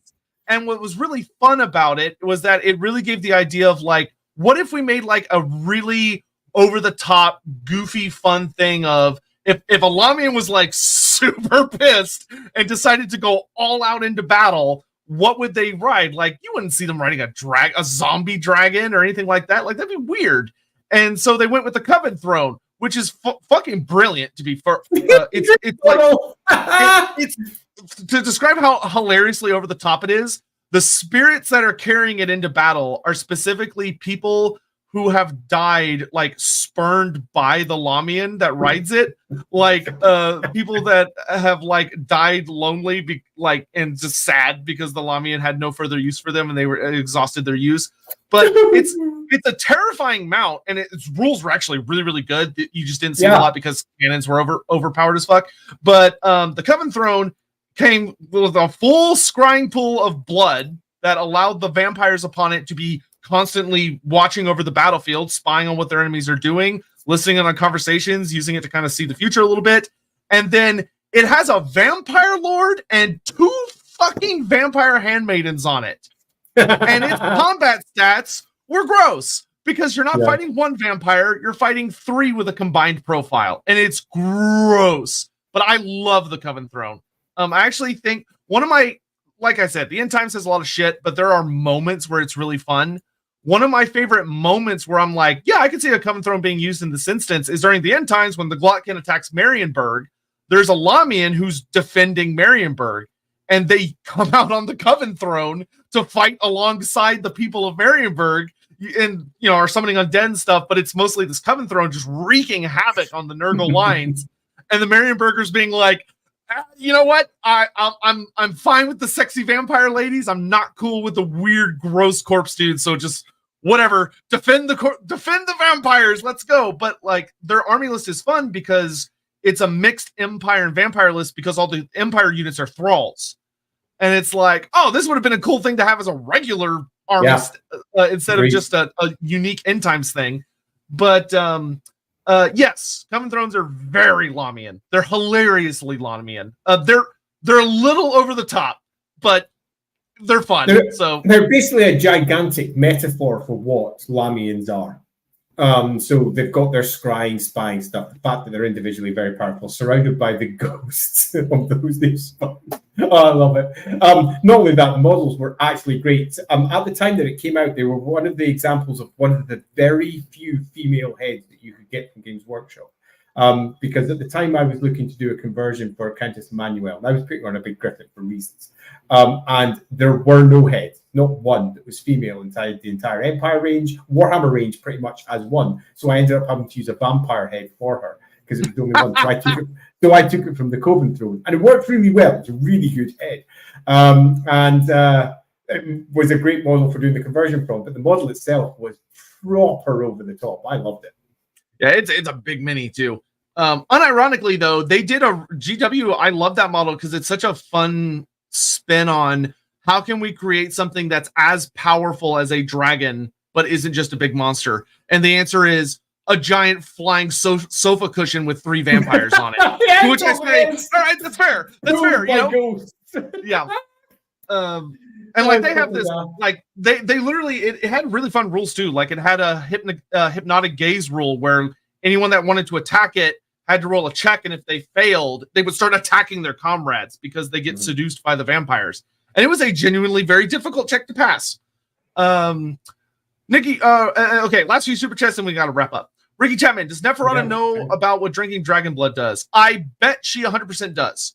No doubt she does. Like it's a pretty popular, yeah, it's a pretty popular legend. I would not be shocked if she had done it herself. Though it opens up the whole thing of like, is it just the dragon that made Abarash cure it, or was there something more going on? Something more going on. That's the big one. Yeah, and then that would lead to a fun thing of Neferata experimenting and being like, okay, either Abarash is lying, or this legend about him is false, or something more is going on here, and her trying to figure it out, which as the creator of the Elixir of Blood would make for a really fun story of her spending like centuries trying to figure out what the hell Abarash did. That would be fun. And Zacharias also does something very similar, but his own unique way. In David Annandel's AOS novels, Neferata's vampire servants are devoted to her to the actual death, and she turns a potential traitor into a loyalist without even trying. Is that accurate to her fantasy incarnation? I will say that if you were going up against Neferata in person, like you were encountering Neferata physically, you would need to be one of probably the most willful creatures in the setting to actually stand against her. Yeah, Neferata is described as divinely beautiful. That's one of her core first descriptions. When she was first popped up in the 5th edition of the game, that was the words used, and then it was copied over into the Liber Necris and copied over into other descriptions of her. Divinely beautiful. Whether that was part of the vampiric curse or not is not clarified, but if you take her original name, Neferatem, which means the most beautiful under the sun, so to speak, it suggests that she was always this, and that Neferata means beauty and death. And that's where she takes her name from, is her own beauty. So starting off from the very beginning, she is like so attractive that everybody goes, oh. And you add on all the vampire nonsense on top of that. They're like, oh, I'll do whatever you say. So does that match? Yeah, broadly speaking. The ridiculous over-the-top nature of how Warhammer works, they tend to equate beauty with immediately turning you into some form of slave. So sure, that seems to be a very Warhammer way of dealing with it, yes. Some writer, and they're being like, everyone in the Warhammer world is too horny. They can't handle this. They see a sexy woman, they're like, I'll kill myself. Last minute question: how would the Lawhammer crew deal with the Lahmian vampire? So, hilariously, we have had them already deal with a vampire. I won't go into any details, like he's not got there. But it's fair to say that it doesn't turn out the way that most people expected, particularly with a later occurrence of said vampire and how one of the characters deals with it, which oh my god, which was a thing of beauty and a joy forever. That was a classic one of those. The GM has not created an explicit threat, but a PC has made a situation into an extreme threat through poor decisions. That was fun. Gosh, that being said, Yeah, I would be willing to bet money that there is already a secret Lahmian influence character in Lawhammer that we just don't know about yet, which I'm sure Andy will neither confirm nor deny. Don't know what you're talking about. But with that, Andy, do you have any wrap-up thoughts as we're coming to the end here? Yeah, the Lahmians are great. They are great because they are a rare example of the Warhammer world moving beyond the standard tropes that they drew from. The standard tropes for the vampires are your Dracula myth being repeated again and again and again in a variety of different ways. Our Karsteins are a pretty good example of this, where we are moving beyond that into something a little bit more complicated, a little bit more shades of grey rather than the black and white that Warhammer often leans into. What I particularly like about them, though, is that they are not just a different version of how vampires can express. They have a purpose, and a purpose that's kept relatively secretive. They maintained the whole concept of the vampire counts, which was the aristocracy of the night, so to speak. The aristocracy of the night that started in Nehekara, right at the very beginning, and the aristocracy that came from there to lead in different parts of the world. And to see what the Lahmians come from this, which is effectively one gigantic spy network that's working towards Neferata's final goal, is fascinating, not simply because of what it is, but because of why it is. And I think that's the big unanswered question, because the rulebooks, as they're described, generally have the Lahmians doing it for one reason only: to return Neferata to Lahmia. But she could go any time. She has an unexpected amount of wealth. She has control over courts across the world in a variety of ways that have been explicitly stated multiple times in the setting. So we have a very obvious conclusion to draw from that, and that's that the Lahmians are doing something else. Neferata, yes, she may want to take control of her old court and return herself to that, but that's clearly not what she's actually doing, because she's living that life already in the Silver Pinnacle. She's already got it. She's already attracted everything she wants there. It feels very much like it's something that has been thrown out there as the Lahmian, of course this is what we're doing, while in truth they're doing something else. That leaves us going, well, what are they doing? And I think answering that either for our individual games out there, if you want to build a lovely Lahmian story for Silver Pinnacle, is great. Or alternatively, for a future writer to pick up and go, you know what, we could do this with it.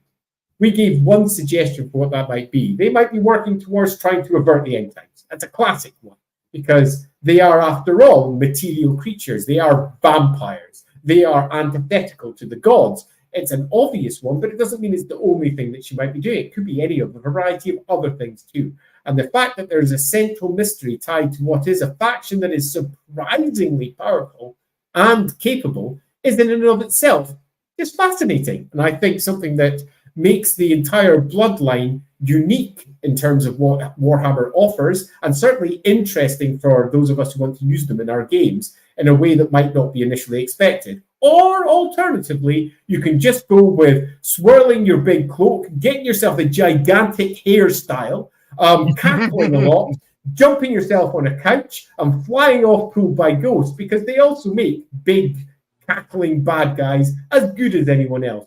But you tend to find, if you look deep into the lore, they are much, much more than that alone. Yep. And I will say that I think, honestly, I'm really glad that of the 5 potential bloodlines we could have done for Lorebeards, we started with the Lahmians. I think they actually make one of the better starting points. Because they provide a lot of really interesting exceptions that play well off of others when we explore those in the future. But hopefully you all enjoyed the stream. Lahmian Sisterhood is always extremely fun to talk about. I genuinely feel very strongly it is a grossly underutilized thing that should be used in the writing, whether you're really, regardless of what version of it, whether it's a video game or like a role play game or just the background of the lore. Lahmians, like, you should pretty much have their hand in every pie, and can use them all over the place, and a lot of people just don't, which is sad. Or at the very least, a Lahmian who is providing information, who is mixing things up, who is working towards an end goal of some sort. It doesn't need to be something that is the Lahmian it doesn't have to be overt. It's nothing more than the Lahmian is in that area doing things. Yeah. And someone out there, please convince GW to do a Black Library book of like Tzeentch and Lahmians having a back and forth in a city for like thousands of years. That would be super fun. All right. And with that, we are done for this week. Just a reminder that the vote for next week will be on my channel. So we will figure that out here in just a little bit. And that should be a good time. Also, be sure to join us on Wednesday, which is in 2 days at 6 p.m. CST, midnight BST for the Slanesh Brother of Tamarkon stream, which is going to be really, really fun. And yeah, thanks for watching. I think we're all good, and we'll talk to you all next time. Bye. Say bye to the bad mic. Jesus.